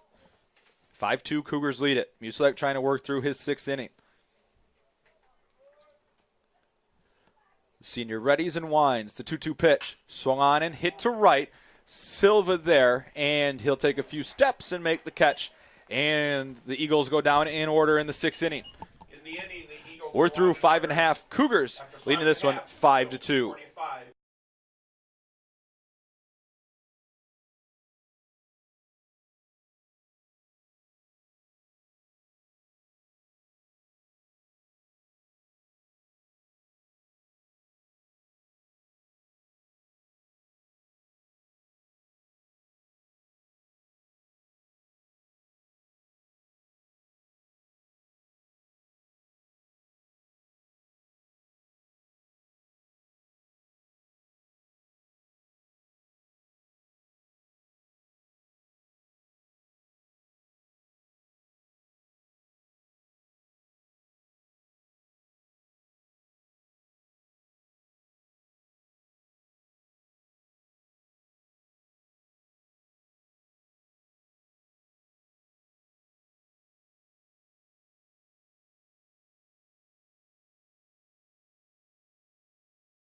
Back in River Forest, Illinois. Cougars leading this one 5-2 as we head to the bottom of the 6th. It will be Joe Silva to lead off for CUC. He's 2 for 3 on the day. Number 2 batter leads off the bottom. Against the Edgewood pitcher Iron Man, Steve Gavin, at 118 pitches. It'll be Silva, Massey, Wilson due up in the Cougar half. First pitch misses upstairs for a ball, 1-0. Silva with an RBI in this game as the pitch is swung on and fouled off, and the count evens at 1-1. 1 ball, 1 strike. You'd expect Musilek's day to be done after 6 innings of work. Getting up there in pitch count in his first start of the season. Breaking ball is fouled off, and it's 1-2.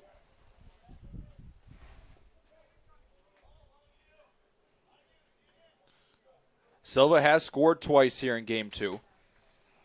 Yeah, really the top of the order has done it all for the Cougars as the 1-2-3 have a combined 6 for 9 with 4 runs scored.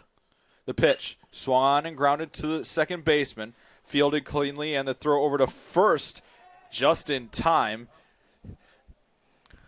First baseman for Edgewood have been busy today. They've dug out a few balls and saved a few runs. Yeah, that was a little lackadaisical there effort from Perales. I thought he had some time, but really took his time, and luckily Capetta bailed him out.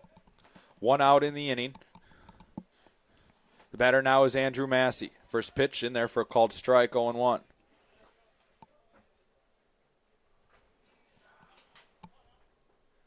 The 0-1 is down in the dirt, and the count levels at 1-1.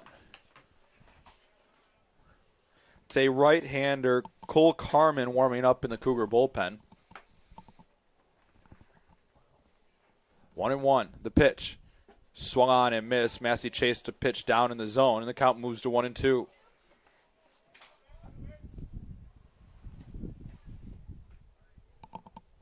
One ball, 2 strikes. Wind and the pitch. Misses up, and the count levels at 2-2. 2 balls, 2 strikes, 1 out in the inning. Massey, it's 2-2, grounded towards third. Picked up, throw across is in time, and there's 2 away. 2 outs in the inning now. That will bring up Mitch Wilson, the second baseman. The second baseman, number 23, Mitch Wilson. Yeah, Wilson is 0 for 1 on the day, but has drawn 2 walks. The first pitch, called strike as it catches the inside corner, 0-1. No balls, 1 strike to count. The pitch misses high, and the count levels at 1-1.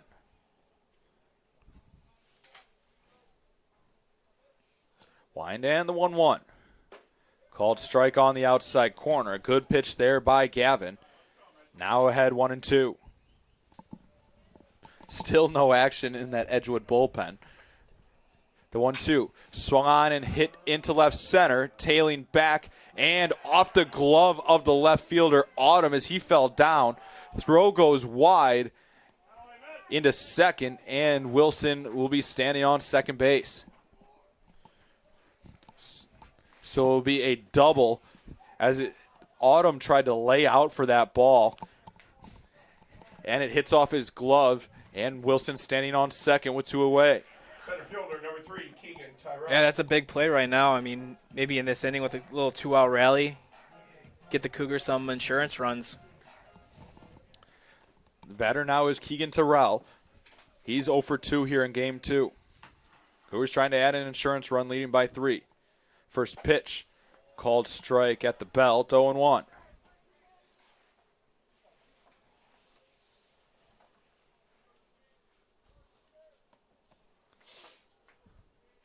No balls, 1 strike to count. Gavin looks towards second, and the pitch is swung on and fouled off on the first base side. Count now 0-2. No balls, 2 strikes to count.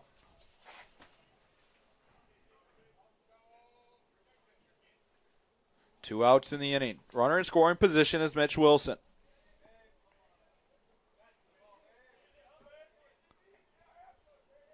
Kick and the pitch. Called strike 3 on the outside corner. 5 strikeouts now on the day for Gavin. Cougars get 1 aboard, but unable to score in the inning. We go to the 7th. 5-2, Cougars. Concordia 5, Edgewood 2.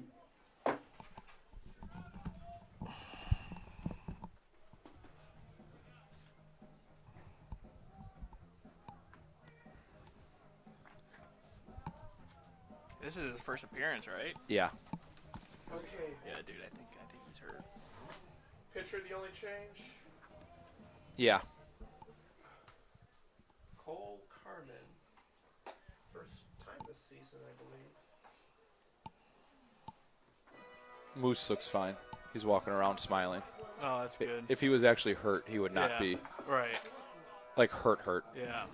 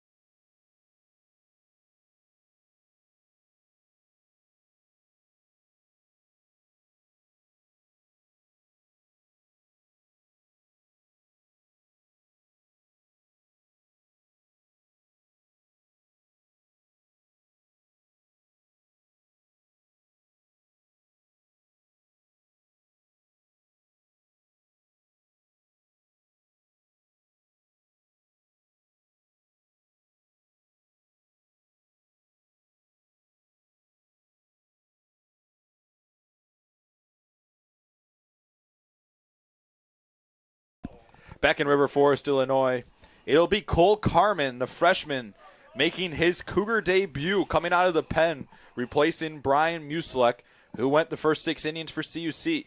First pitch is a swing and a miss at a fastball, 0-1. And really, this is just a big opportunity for him as the season progresses. He does well here. He'll get more opportunities out of the pen later in the season.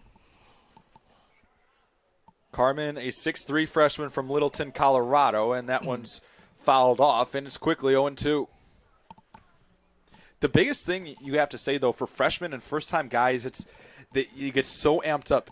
It's almost like, hey, take a deep breath. When you're in your windup, slow down more than you would just because you get a little more amped up. Right, of course. As the 0-2 misses down. Of course, there's always going to be nerves, especially in your first game. The adrenaline's going to be going, might overthrow, but so far so good out of Cole Carmen. Carmen comes set, and the 1-2. Swung on and hit into right. Silva there, and he'll make the catch. A few steps back, and there's one out in the 7th. With one out now, that will bring up the second baseman, a pinch hitter for the Eagles, number 1, Brian Sternig, the 5'10 junior from Grafton, Wisconsin. Your attention, please. Batting for the second baseman, Corrales, will be number 1, Brian Sternig. One out in the inning. Pinch hitter Sternig is the batter. He's a .268 hitter on the season and sees a strike go by out of the hand of Carmen.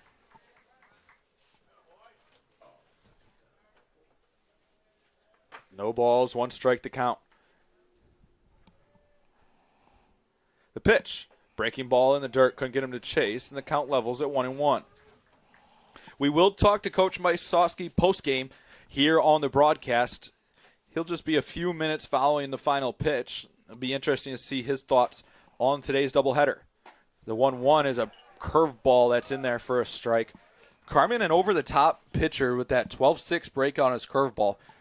When that's breaking in there, that can be tough for hitters. Right, and especially him coming over the top and him being so lengthy, it could be very deceiving. The 1-2 pitch hit into right. Long run for Silva, and he makes a diving catch. 2 outs in the inning on a fantastic diving play by Joe Silva. Good pitch there from Carmen that Sternig got just enough of a piece of. The drive to right, and Silva lays out for it. 2 outs in the inning. Sternig with a little tip of the cap to Silva for the play. First pitch misses down for a ball, 1-0.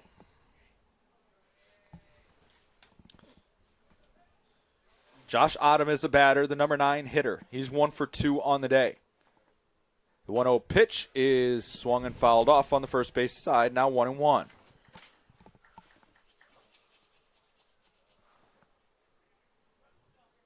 One ball, 1 strike the count. 2 outs in the inning. More action happening in the Cougar bullpen, just a few playing catch. The 1-1. Breaking ball grounded towards the middle. Garcia will field it, throw across in time, and Carmen works a clean 7th inning. No runs, no hits, nobody left. We're through 6.5. Cougars 5, Eagles 2. Stretch time here at Concordia.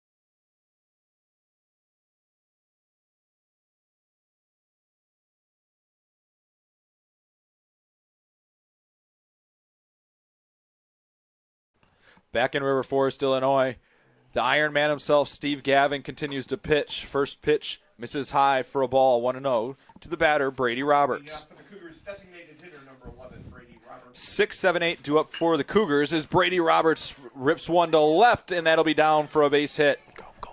Roberts running hard as the left fielder was lazy picking it up, and Roberts into second.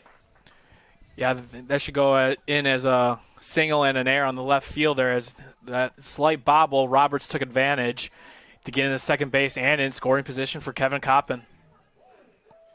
Cougars with a runner on second now to lead off the 7th inning, leading 5-2. The catcher number 10, Kevin Coppin. Kevin Coppin, the batter now. He's 1 for 3 on the day. Has struck out twice here in game 2. First pitch misses off the outside corner for a ball, 1-0.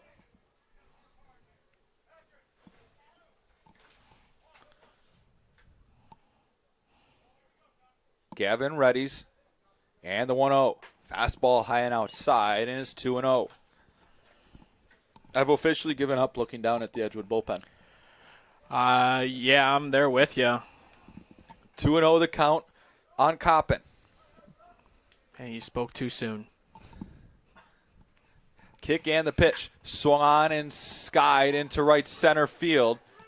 Roberts set to tag. The right fielder will make the catch, and a long throw will be scooped up by the catcher, Steve Gavin. One away in the inning. With one out now, the batter will be Connor Brandon, the left fielder. Left fielder number 32, Connor Brandon. Yeah, it looks like the Edgewood pen starting to get up now. A couple pitchers starting to stretch. Brandon 0 for 2 here in game 2, has struck out once. First pitch to him is a breaking ball off the outside corner, 1-0.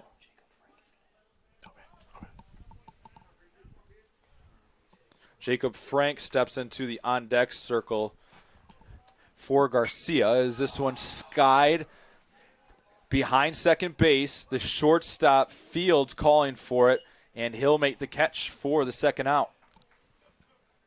Cougars will have a pinch hitter now in Jacob Frank.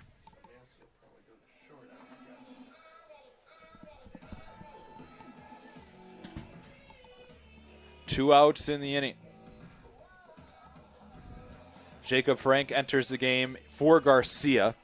Cougars with Aaron Wicker still on the bench, so you would assume he'd come into play short.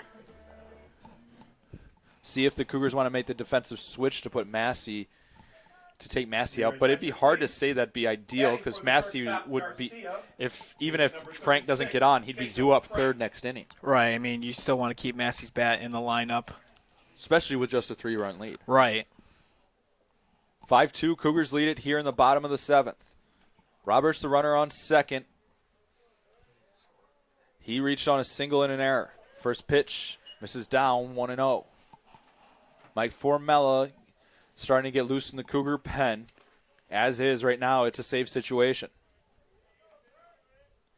The pitch inside, and it caught Frank on the arm. And the Cougars will have runners on first and second with 2 away. That'll bring up the top of the order in Ryan Van Duzer. CUC will now have a pinch runner at first. And here comes Aaron Wicker as expected.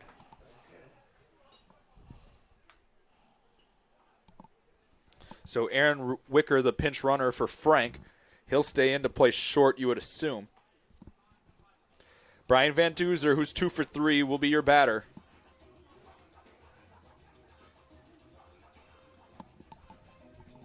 Your attention, please. Running at first base for Frank is number 14, Aaron Wicker.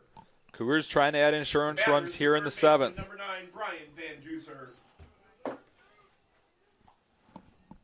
2 outs in the 7th. First pitch to Duzer. Grounded towards second.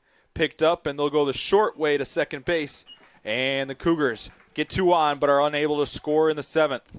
We're through 7 complete here in River Forest. Cougars lead this one 5-2.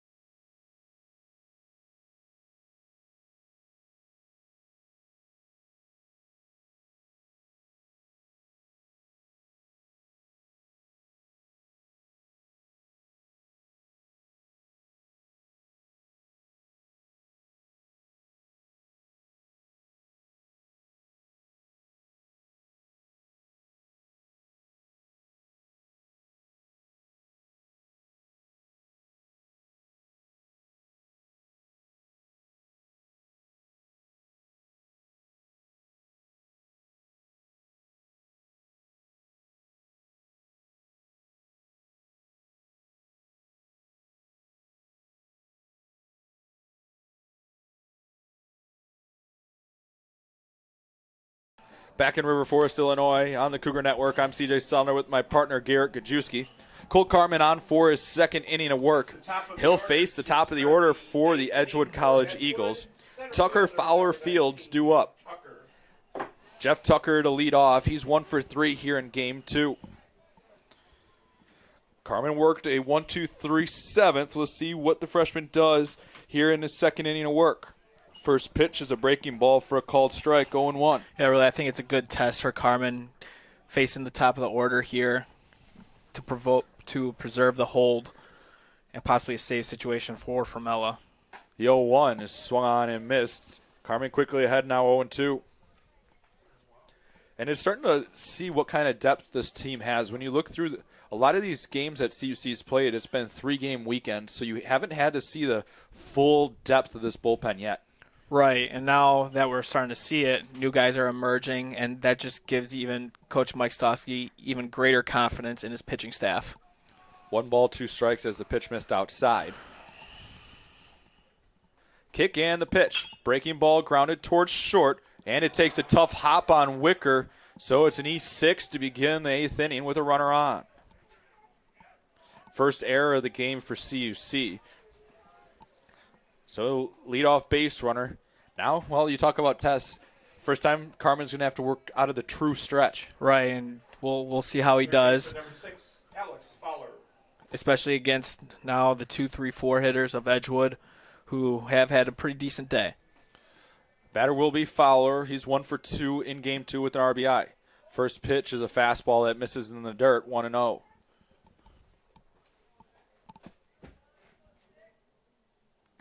Runner on first, nobody out in the 8th. Cougars leading by 3. Trying to complete the opening NACC sweep to start the conference play. The 1-0. Swung on and hit into right, and that'll be down for a base hit. Takes a big hop, and it gets by Silva. Runner will get waved around third. He'll try to score. Throw coming to the plate will be up the line, and it's 5-3.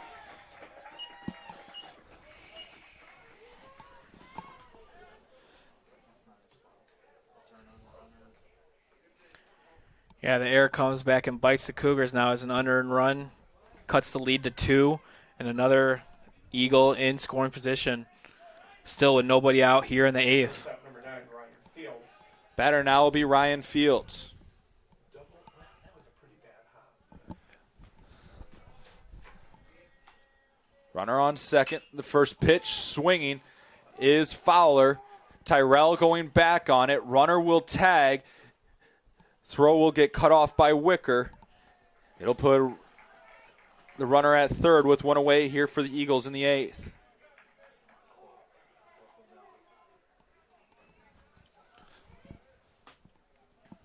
So that last play will be charged as single and an error on the scoring play. And that'll go down as a flyout. Runner on third, 1 away. Van Duzer the only one up as this one's hit into center field. Tyrell making a long run, and it's just out of his reach. Tyrell hits the dirt, tough and a big hop to coming in.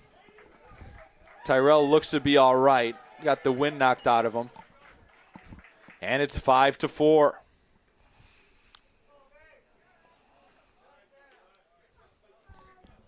So an error, a single, and an error, and a hit have allowed Edgewood to pull within 1. Still with 1 out in the inning. And now Cheney up, who's been their hottest hitter on the day. Formella is ready down in the Cougar bullpen. We'll see.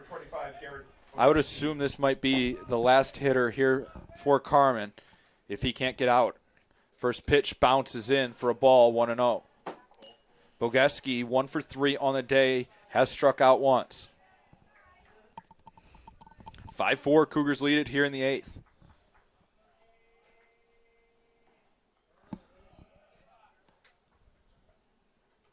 Sets in the 1-0.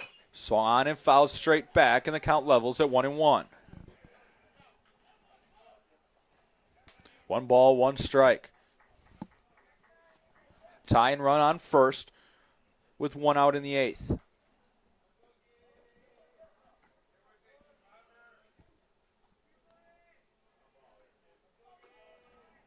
Carmen gets a sign from Coppin, readies. The pitch. Breaking ball in the dirt, blocked by Coppin, and it's 2-1. Everybody holding their breath a little bit here in River Forest as Edgewood's come back within one as CUC had been cruising to this point. The 2-1 pitch. Swung on in, grounded first base side. Massey will field it and step on first. Had trouble with it initially, and there's 2 outs in the inning. Yeah, Cougars might have caught a break there as that went through, hopped over Andrew Massey's glove and ended up hitting the base to stop the ball. But the Cougars will take it as out number two. And it'll be time called. We'll have a pinch runner at second and a Doc Ryan's pitching change on the mound for CUC. Doc Ryan's on Madison Street, always there for your post-game needs. Pitching change for CUC. Mike Formella will be into the game. We'll take a timeout and get you set up with the Cougar closer when we return.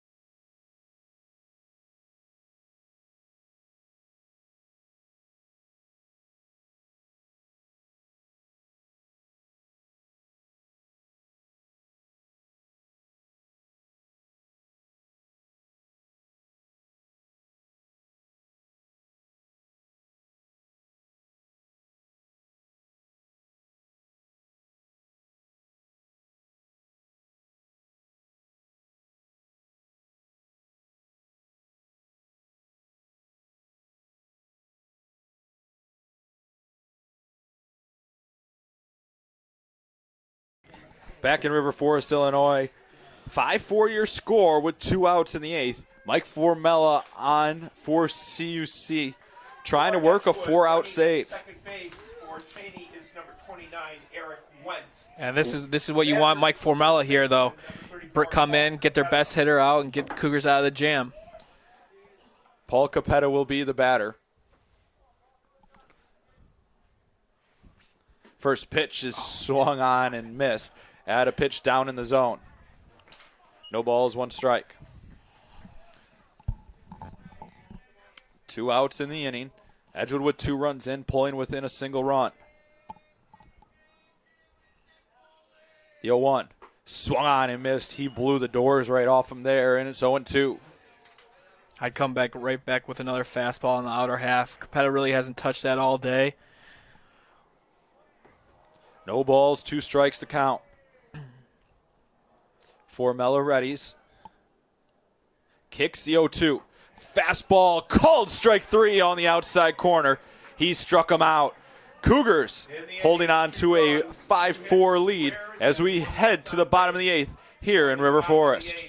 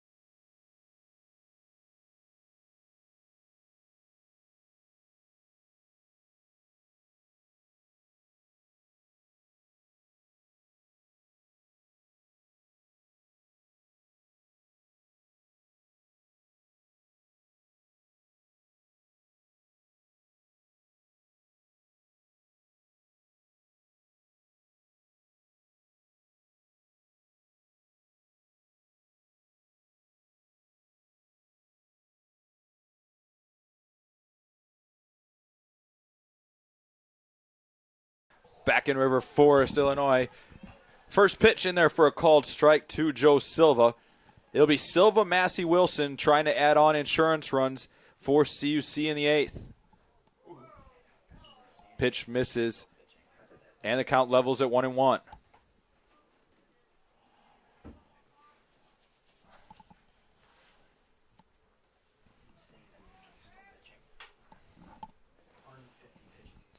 One ball, one strike, the count. Wind and the pitch. Swung on and missed at an off speed, and the count moves to 1-2.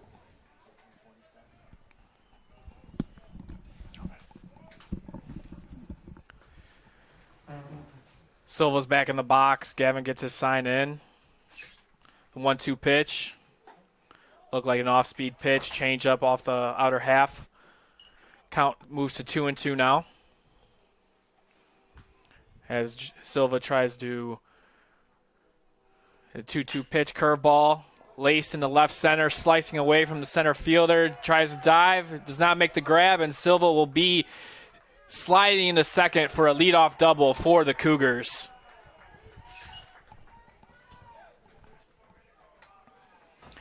That brings up Andrew Massey now. Massey having himself a day, 2 for 4 with 3 RBIs so far. Looking to add on that and build some insurance runs for the Cougars to head to the 9th. Silva on second. Nobody out. Big part of the Cougar order up. As Garrett said, Massey's having a good day, 2 for 4, and this pitch is hit to left field, and they'll be down for a hit. Silva around, he'll score easily, and it's 6-4 Cougars. And that's what you want senior leadership to do right there. Big hit to give the Cougars a 2-run cushion so far. And it looks like we're going to have a pinch runner in for Massey. It'll be Matt Fouth, the runner. 6-4 Cougars lead it in the 8th. Massey adds it on. Massey continuing to add to his big RBI total on the season. When you talk about just people that can just flat out hit, he's definitely high in your conversation at the D3 level. Oh, for sure. I mean, that goes for a lot of our lineup, but Andrew Massey above the rest is a great hitter. First pitch to Wilson, catches the outside corner for a strike, 0-1. And I have to say, I know we've said it a lot. Can't think of any time I've ever seen a college pitcher over 150 pitches on a day. Honestly, it's ridiculous. Each coach has their own style, I guess. The 0-1 in there for a called strike, and it's 0-2. No balls, 2 strikes to count. Can have a style, but when you get 150 plus on pitches, that's not a style. 0-2 the count on Wilson. Kick and the pitch in the dirt, and the count moves to 1-2. Starting to lose a little bit of light here in River Forest. Sun sets at 7:13 p.m. tonight. So just a little bit of daylight left to finish this doubleheader, which we were worried about with how long the first couple innings of Game 1 took. Yeah. The pitch swung on and hit to right field and deep. Back at the wall and caught. With how much wind we've had today, that ball stayed in the park. About 2 hours, 3 hours earlier, that would have been probably onto the softball field.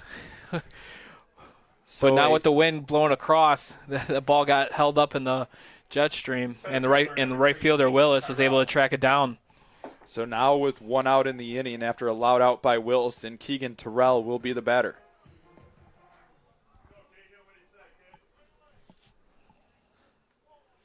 Terrell 0 for 3 in Game 2. First pitch swinging, pops it up straight back, and it will drop foul.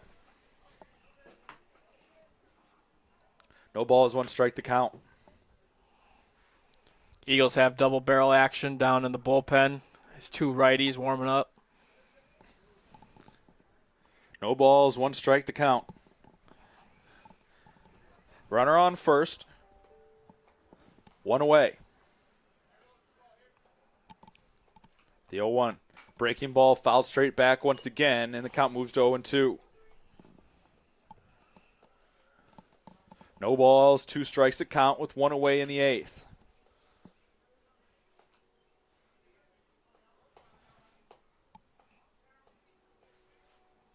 Fouth the pinch runner at first. Kick in the 0-2. Misses well upstairs. Count now 1-2. 1 ball, 2 strikes to count.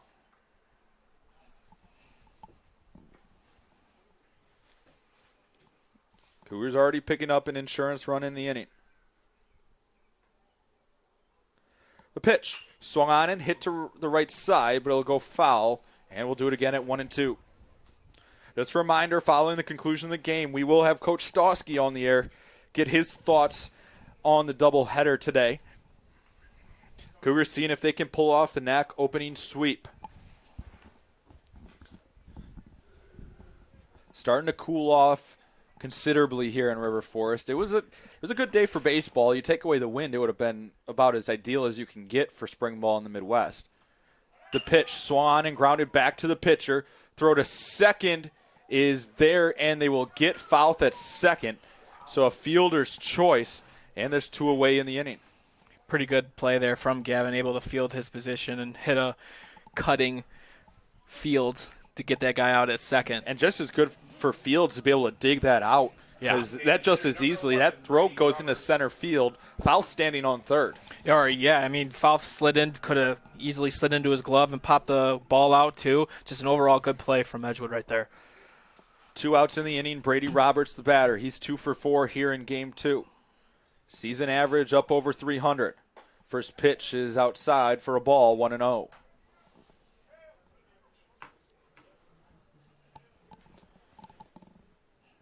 One ball, no strikes.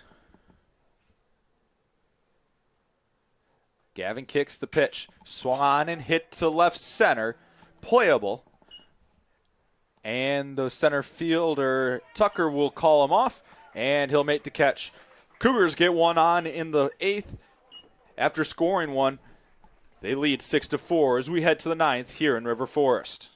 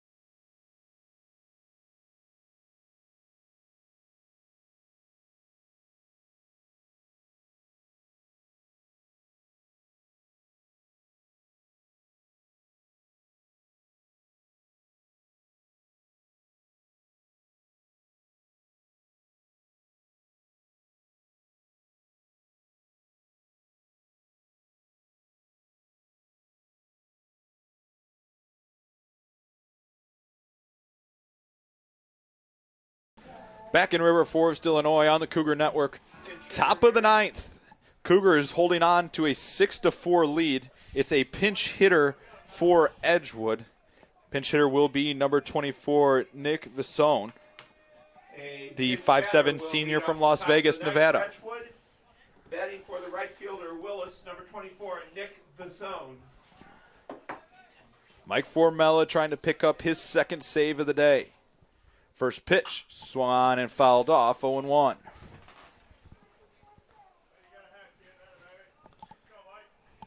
Formella worked a clean 9th last game. He'll try to do the same here. The 0-1 pitch misses off the outside corner, and the count levels at 1-1.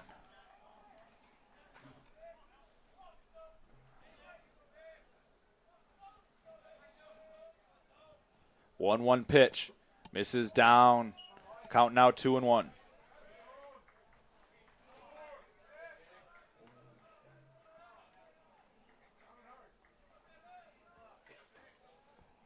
The 2-1 pitch. Upstairs, and the count runs to 3-1.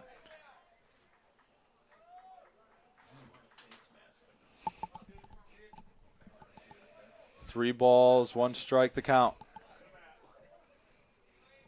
Kick and the pitch. Down in the dirt, and the leadoff runner is aboard for the Eagles in the ninth. And that's just what you want out of the Edgewood pinch hitter right there. Hopefully try and start something for them.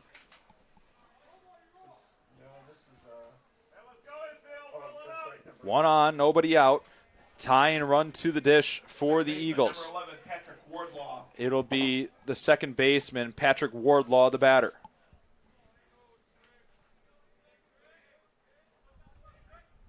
First pitch, bunt attempt is missed, and it's a strike on the batter, 0-1.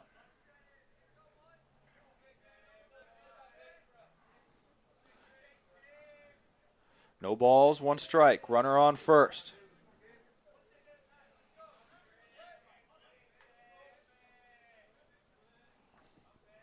The pitch, bunted back to the pitcher's mound. Formello will go to second for one, and that's all CUC will get there. But a good job getting the lead runner there. One out in the ninth. Great job from Formello there, fielding his position as the ball was bunted a little to his right, but he's athletic enough and made that play in stride to get that lead runner. Another pinch hitter here for the Eagles. It'll be number 12, Dane Lamont, a junior from Whitefish Bay, Wisconsin. Runner on first, one away. 6-4, Cougars lead it. Batting for the left fielder out of is number 12, Dane Lamont. First pitch misses down for a ball, 1-0. It's a good test here for Formella, Garrett, coming in back-to-back games like this. Yeah, and now that we're starting to hit conference, we're going to have doubleheaders on each day, you know. You never know when your number's going to be called, and like today, it's going to be back-to-back games. The 1-0 is popped up in foul territory and out of play. 1-1 the count now. Cougars trying to put finishing touches on an opening day sweep of conference play.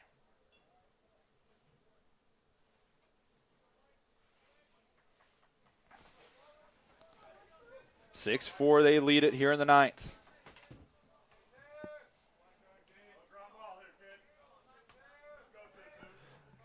Formella readies the 1-1 pitch. Runner going on a breaking ball. Coppin couldn't pick it out of the dirt, and the count moves to 2-1. It's an interesting move there for Edgewood, running there down 2 runs. That run, yes, it needs to score, but there's not a much difference between first and second. Yeah, again, I think that just goes back to the style of play for Coach Albrizak. I don't know if that was a bunt for a hit that last time out or a sack bunt right there because, I mean, I don't think it was a bunt for a hit because he bunted right toward the pitcher and he wasn't running out of the box. So just an interesting play call from him. Formella readies. Lamont with a 0 average on the season. The 2-1 misses down, and it's 3-1. Top of the order, and Jeff Tucker would be next. Tie and run at the plate here for Edgewood in the ninth.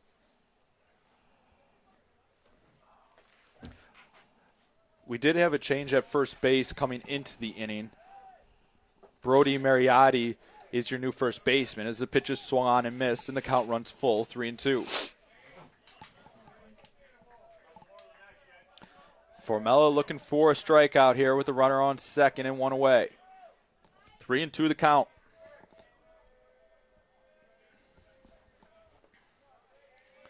Formella taking his time and will toe the rubber.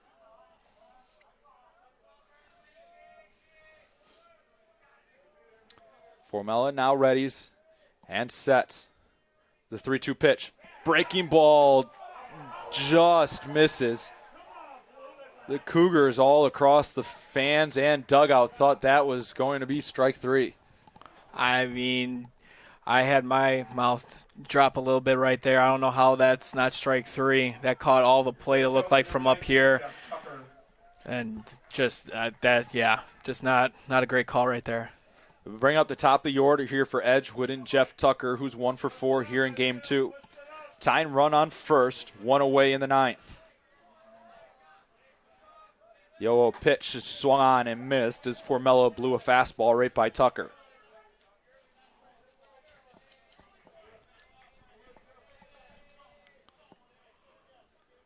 No balls, 1 strike to count.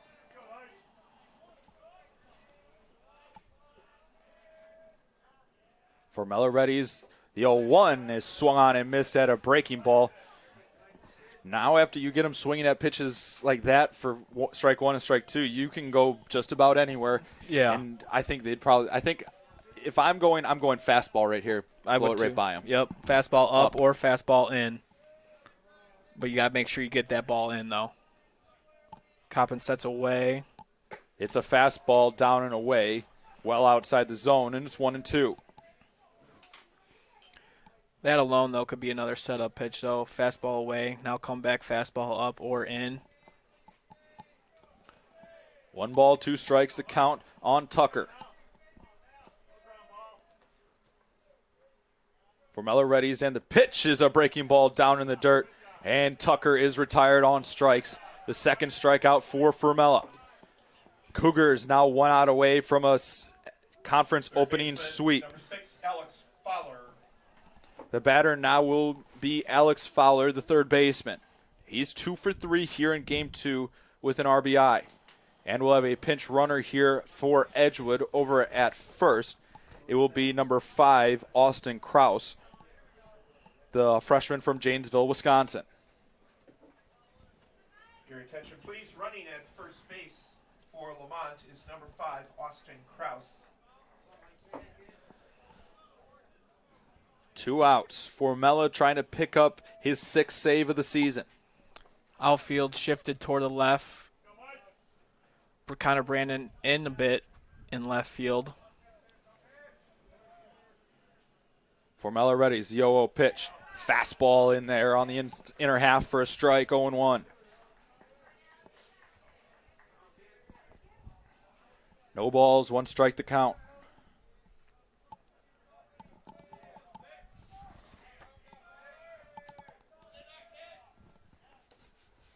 Formella looking towards second, and the 0-1 is down and away, and the count levels at 1-1.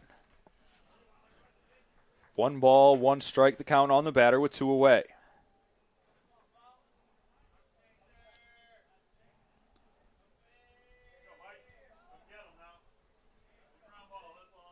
Formella readies, and the 1-1.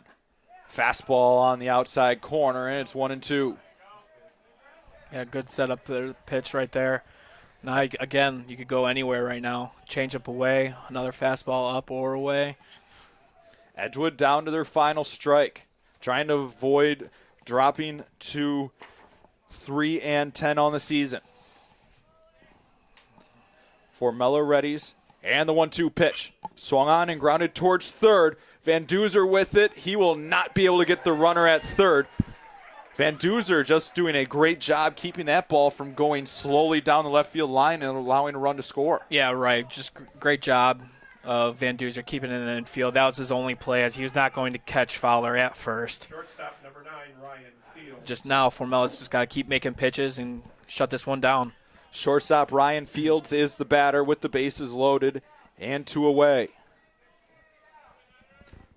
Fields is 0 for 4 with 2 Ks here in game 2.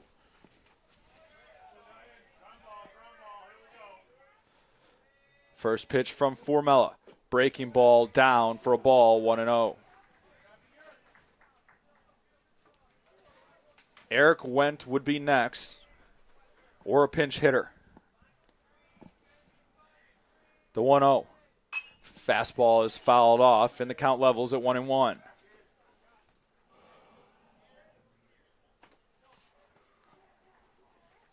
One ball, 1 strike. Pressure time here in River Forest.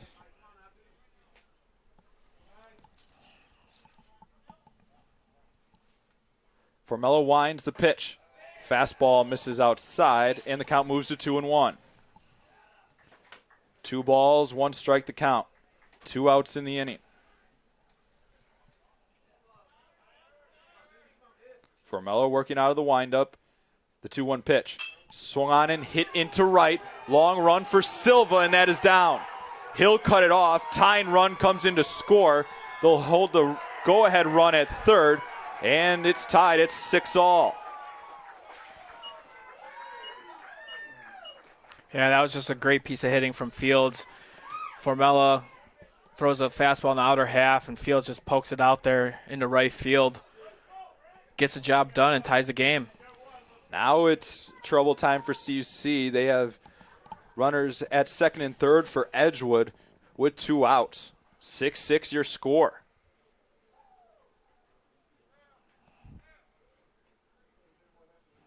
Now you're hoping to get to the bottom half of the inning if you're CUC.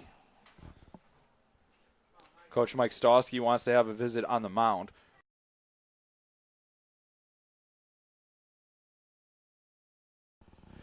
Cougars in the bottom half of the inning will have Coppin, Brandon, Wicker due up.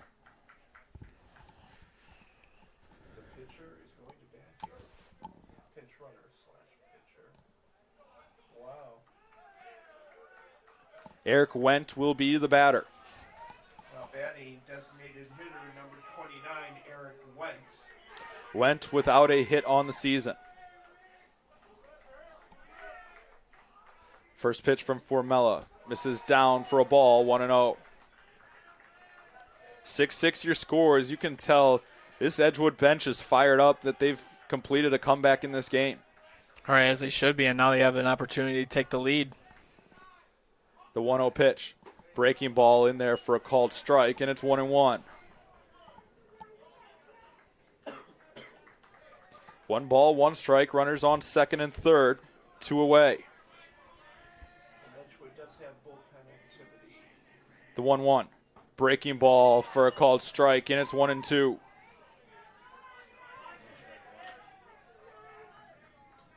One ball, 2 strikes. Formella trying to get out of trouble here in the 9th. Winds and the 1-2 pitch. Swung on and missed. He struck him out. Edgewood does tie it, though, with 2 runs in the top half. We go to the bottom half of the 9th. 6-6 your score.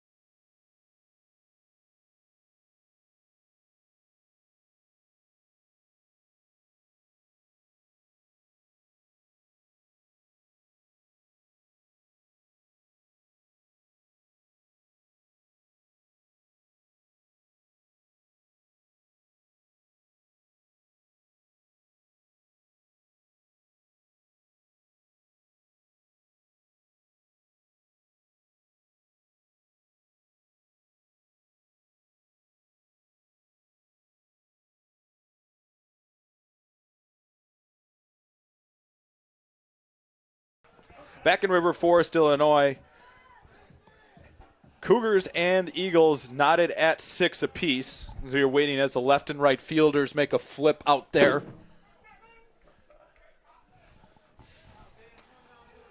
Kevin Coppin will be the batter.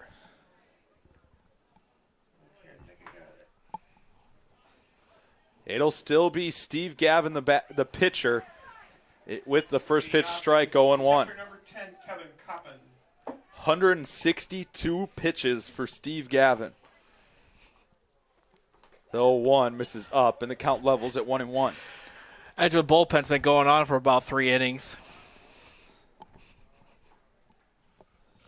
The 1-1 to Coppin misses high and outside, and it's 2-1.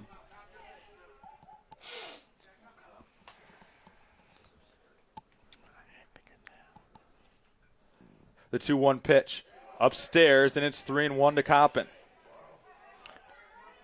Yeah, falls behind at 160-some plus pitches. You expect this. The 3-1 down and in, and Coppin draws a leadoff walk. So Coppin aboard. The batter will be Connor Brandon with nobody out. Left fielder number 32, Connor Brandon. I mean, at this point, I don't want extras by any stretch because we're going to run out of light. But at this point, I want to see if our stats are able to go to 200 pitches.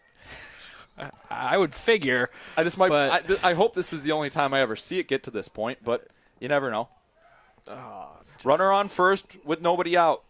Winning run for CUC. First pitch in there for a strike against Connor Brandon, 0-1. Coach Stosky was waiting for him to swing at that one. That would look like a good pitch to hit. It was a good pitch to hit right down the middle. You figured that'd be his zone to. No balls, 1 strike to count on Brandon. Kick and the pitch. Off the outside corner as Brandon holds and the count moves to 1-1. 1 ball, 1 strike the count. Brandon 0 for 3 on the day, has struck out once. Kick and the 1-1. Breaking ball down, and it's 2-1. 2 balls, 1 strike to count on Brandon. Everybody excited as you can get as the temperatures have been dropping here. Yes, we're starting to get cold in the press box now. Gavin's 2-1. Off the outside corner, snap throw to first, not in time as Coppin goes diving back. 3-1 the count. Aaron Wicker would be next. 3-1. The pitch. Breaking ball misses down, and back-to-back walks have the winning run at second base with nobody out in the Cougar half of the 9th. And no pitching change, but a mound visit. Mound visit brought to you by Chick-fil-A on North Avenue. Eat more chicken. Everybody in attendance today has already got a free chicken sandwich for attending today's game with the Cougar victory. Aaron Wicker will be the batter. I would assume his lone purpose to be hitting here is to lay down a bunt. Oh, 100%. And if he's not, then miss a sign or heard Coach Stosky. But I'm assuming take a sack bunt, get guys in second and third, and try to win a ball game from there. Well, and the nice part is you don't have to talk about it too much with Wicker. When there's a mound visit like that, Coach Stosky can go and say to him, look him in the eye and say, bunt. Exactly. That's why I miss. If he misses it, it's on him. If he doesn't bunt here. So runners on first and second, nobody out. Shortstop number 14. Aaron Wicker is the batter. Coppin with decent speed on second base. Could see a set play here, though, from Edgewood, so the Cougar base runners do have to be careful out there. The 0-0 pitch. Bunt shown and pulled back by Wicker, 1-0.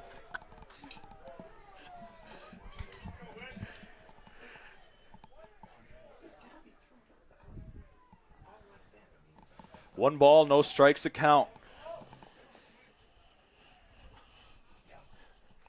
Corners up, playing the bunt. The 1-0. Bunted by Wicker, back to the pitcher's mound. Throw to third will be in time, and they get the lead runner on the bunt attempt. Just a great play there from Steve Gavin, able to pop off the mound quickly and throw it over to get the lead runner. Third baseman was set to stay back there for Edgewood. You want to try, especially with no strikes on, you got to try to get that farther down the third base line. Oh yeah, that's his job. Bunting it back to the pitcher, you don't get your job done. I mean, you have to be able to bunt it in between the foul line and about, say, 7-8 feet there. It'll be Connor Brandon representing the winning run as this one's hit into right center field. Brandon around third. He's going to score, and the Cougars walk off winners. Cougars 7-6 winners as Brian Van Duzer delivers the All-American with the single into right center field. Let's take a look. He's aggressive first pitch down the heart of the plate and puts it into right center. Cougars are 7-6 winners here today in Game 2. They sweep the day over Edgewood. Your thoughts, Garrett? Well, first and foremost, you have to talk about the pitching staff being able. Brian Muselik shutting Edgewood down for 6 innings, giving up only 2 earned and striking out 7, and then going to the lineup. I mean, nothing to say there. I mean, outside of your first 3 hitters combined of 9 hits, 5 runs, and 7 RBIs. I mean, they got you 100% of the runs. Just a fantastic game overall, and I think a good win too. They responded from having the lead, blowing the lead, and then responding back in that bottom half of the 9th in order to get that win and a sweep of the Eagles. Yeah, just you look all up and down. CUC battled today. Not easy conditions to play at with the wind, and CUC finds a way to get the job done. Yeah, and they've done that for how many years now in a row? It's just an expectation, a standard here at Concordia Chicago to win, especially at home. Now that we're 61-4, I believe, at the Thunderdome, and that just sets a precedent for the future and hopefully the rest of this season. Yeah, you talk about that. You protect home turf. You look at it now. They are 61-4 at home. That's when you look at some of the great home streaks that teams have had across any sport at any division. That's up there with the best of them. Yeah, honestly, that's insane. Those are insane numbers right there. And what more can you ask for? I mean, when the Cougar players know they're playing at home, hey, we're going to win this game no matter what. Cougars 7-6 winners here in Game 2. Coach Mike Stosky coming up here in just a few moments. Final totals here in Game 2 for Edgewood: 6 runs on 9 hits, 4 errors. For Concordia, 7 runs on 13 hits and 2 errors. Steve Gavin takes the loss here after throwing 174 pitches. He throws 8 1/3. Winning pitcher is Mike Formella. Gets it despite the blown save, and it happens. Yeah, I mean, can't be perfect every time out. That's baseball, right? And Mike Formella just kept battling, kept us in it, even though he did blow the save. But, hey, what are teammates for? We responded in that bottom half like we have all day. They tie it up. We can come back. We come back and get the win. Cougars 7-6 winners here in Game 2 as they sweep the day. Good start to the conference season. You start off 2-0. Now you have to go to 8 straight on the road, 6 of those being conference. Not something you're not used to, but it's a good start. Right. I mean, you always want to start conference on a good note, and today they did. And like you said, start going on the road. What else is new? I mean, it's what in the Midwest you usually do that anyway with Florida trips and other trips. So the Cougars are used to it. I expect nothing less of just keep winning. Coach Stosky making his way up here. Garrett, before you go, your final thoughts. Again, just overall on the day, the middle of the order really helped this lineup and the Cougars to their victory. Cougars 7-6 winners here in Game 2. Coach Mike Stosky about to get on the mic with us. I'm sure he's a happy coach with a few things to say.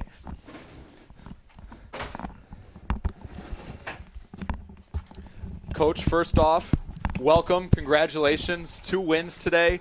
First off, your thoughts on a fun walk-off win to close out Game 2. Yeah, we haven't had a walk-off yet, and we just saved the first one for our home game, which was exciting, and it was all set up. We did it on purpose. We wanted to get Formello a win. He's been getting too many saves, so we figured we'd blow a save for him, and then he can get the win when we walk it off in the 9th. So. I like how you have this all scripted going into it. Yeah, I don't know if he's going to agree with that one, but we're going to put some sugar coating on this. We have to talk about your hitting today. You guys put up 27 combined hits in the doubleheader. Just the wind blowing out, but I'd take that out of it, that they just put together good at-bats the whole time. They did. We had a great game plan going in. Coach Connor, did a lot of research, and we knew who we were going to face, and we had seen these guys a lot. So, it's confidence. It's guys like Brady Roberts hitting in the 6 hole who, is is hitting doubles and home runs, and Connor Brandon's coming to life a little bit. When you have those guys producing, the Mitch Massey, Doozer, Silva clan is always going to hit. When the bottom of the order is hitting, it's going to be hard to stop us from getting on base. And you talk about somebody that continues to grow in confidence. Brian Van Duzer, couple hits again in both games, and he picks up the single to win it in game 2. Well, that's the thing. We could have bunted there with Connor Brandon. I was actually looking 2 hitters ahead, knowing we were going to have a chance with Van Duzer to win the game for us. And God, we say it all the time. He had some shaky at bats in the first game. You give me one guy that I can have up at that last at bat, I'm taking Brian Van Duzer every day. And we haven't really touched on it too much, but your pitching did hang in there in tough conditions today, and that's an Edgewood team that swung the bats well. Yeah, I was really proud of them. We threw a bunch of zeros up at the end of the first game to kind of keep us in and let us get back in the game. And then the second game, I thought Moose did a great job. And quite honestly, not to steal the show from the offense, but I think the story was Cole Carmen. Coming in his varsity debut, being able to beat a good Edgewood team and bridging the gap between him and Fermella was, probably I would say he was a player of the game. Well, getting to there, too, because you have to bridge it because you used Alex Myers, you've used some pieces. Moose started, so you have to kind of piece together and see who's going to step up into that kind of setup role. Yeah, some of these young guys are really going to get some time now. With these 4-game weekends, you got 36 innings you got to fill, and we have a small staff as is. We got 12 arms, and so some of these young guys like Cole and Trey and those guys are really going to kind of have to step up. And Cole was the first one to get the ball in the conference, and man, did he show up. 61-4 at the Thunderdome. Yeah. How's that feel? I'm going to see if Marion will come here and play us on Monday. If we're going to keep winning here, we might as well schedule games here. No, it's great. You could just tell it's such a different atmosphere. God, we love Florida because of the weather, and we play on all these nice fields across the country. But, man, there's nothing like being at home in front of our fans, and our guys really always show up to play when we're at home. Congratulations on the 2 wins to open up conference, Coach. Look forward to seeing you guys on Monday at Marion. Thank you. Cougars sweep the day against Edgewood. They will head to Marion on Monday following the Easter holiday. You can find all the live links at cucougars.com. For Coach Mike Stosky, Garrett Kajewski, I'm CJ Selner. For everybody at Concordia Chicago, thank you for tuning in all day long to Cougar Baseball.